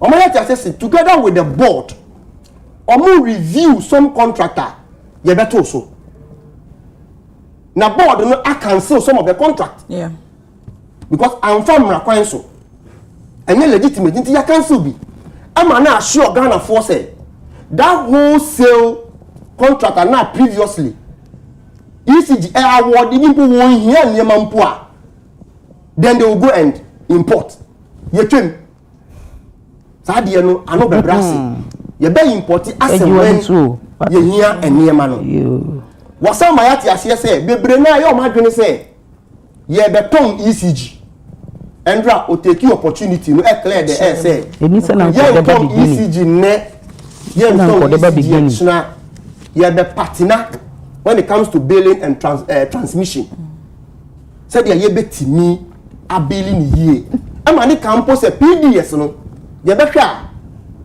am I scapa the problem had to do with the greediness na nkrofo bi family and friends who can quote no no and na problem but we won't do the PDF because aban mu panyi form ho nye den enrere mu osan ka kire yen say o ma install some mini grid electricity infrastructure ewo Adam municipality that grid mini grid electricity infrastructure no nipa omu enya so fa so 3700 nkofo and omunya so mpa so that is the mini grid electricity infrastructure ya install e dia ma on say de nyinam kane o metima ede enya nimi aba ka asem bi say yo nkofo Ghana ha no ma omu ni nyinam kane a endo obo so o see so far about 63 communities and as part of rural electrification program no ya nyam kada ede e dia ko o campo say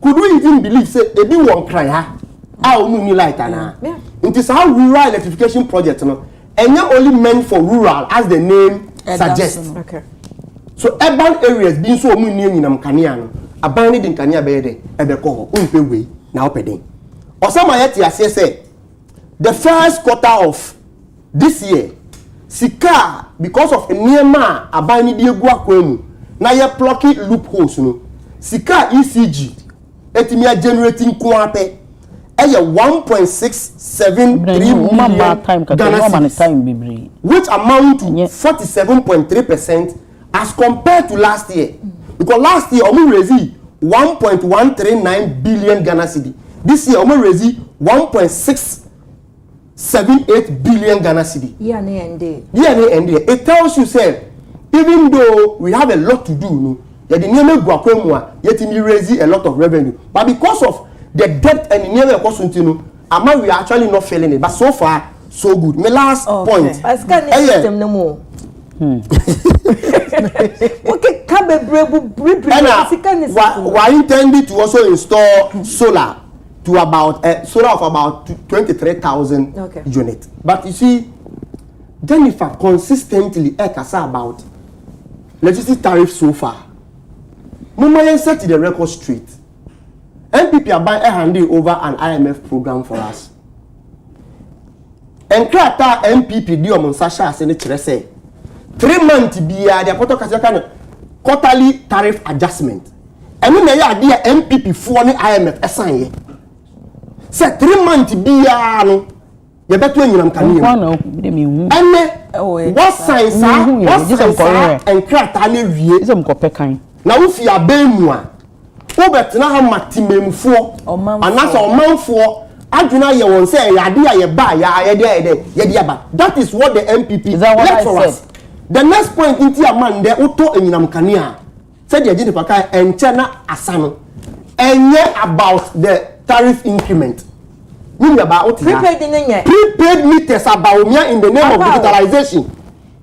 Emma yesisa ye no Ghana ni a o tie mi ya kwese meter na ye use meter na ye use before MPP best current one ma ye no enye I'm telling you people need a bad MPP abeso na to move for we akọ buy no Mahama people today na moye young person me man 40 asene say Jennifer cannot be hypocritical Mama today na moye afa what's some say please every tariff who be na high create impression as you say be hypocritical because you know the truth some work out so na you know the truth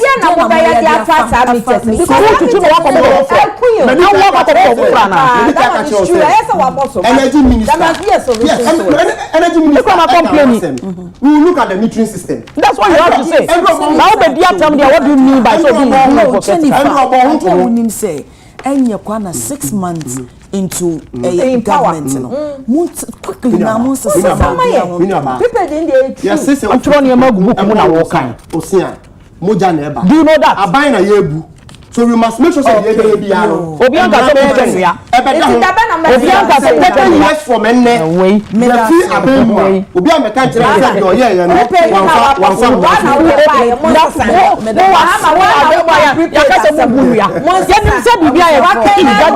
that is the problem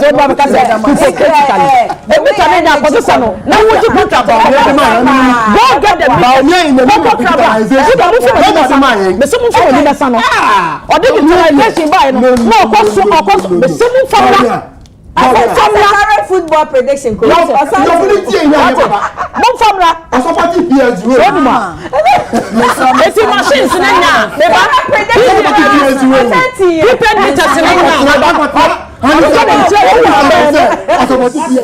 Madam say asama da afia asama da pono so ane moye same kasa na mama me tia ma me pese me tia mesem fuel prices shoot up as Dumso levy kicks in and then some of better on Yoko ordered to probe Yamin from Boateng reports Sasso and no power outages. Energy Minister and some of the two General Godwin Mahama, a National Communication Team member, NDC Sasso, and a Jennifer Foriwa Queen, a Deputy National Communications Director, New Patriotic Party, a Fia Kranchewa, a Communications Team member. Movement for change was a son baby wo empay for me da masepa e wo mumre ene madache na mamenfa glorious happy birthday enkoma Winfred Equia Boatsama Sapon our East Legon Hills may you grow to be an excellent dietitian. We say every dietitian one our UTV ho eno de kwama Winfred Equia Boatsama Sapon our East Legon Hills or say nyine na beye excellent dietitian or say nyame shaw na onye kese pa. Happy birthday to you Cindy at Amasaman Stadium Road. May God bless you, protect you, give you long life, good health, happiness and prosperity from Mr. and Mrs. Aqua and brothers Nana Kwame Kojo, sister Vanessa. Almost say omoma happy birthday nyaminsha now onyo kese. Happy birthday to my lecturer Neil Armstrong Motagbe okay, who is also former managing director of Accra Hearts of Oak.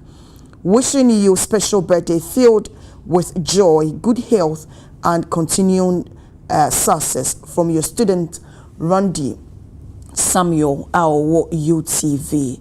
Inti ene saso ena happy birthday to Mrs. Rebecca Asare.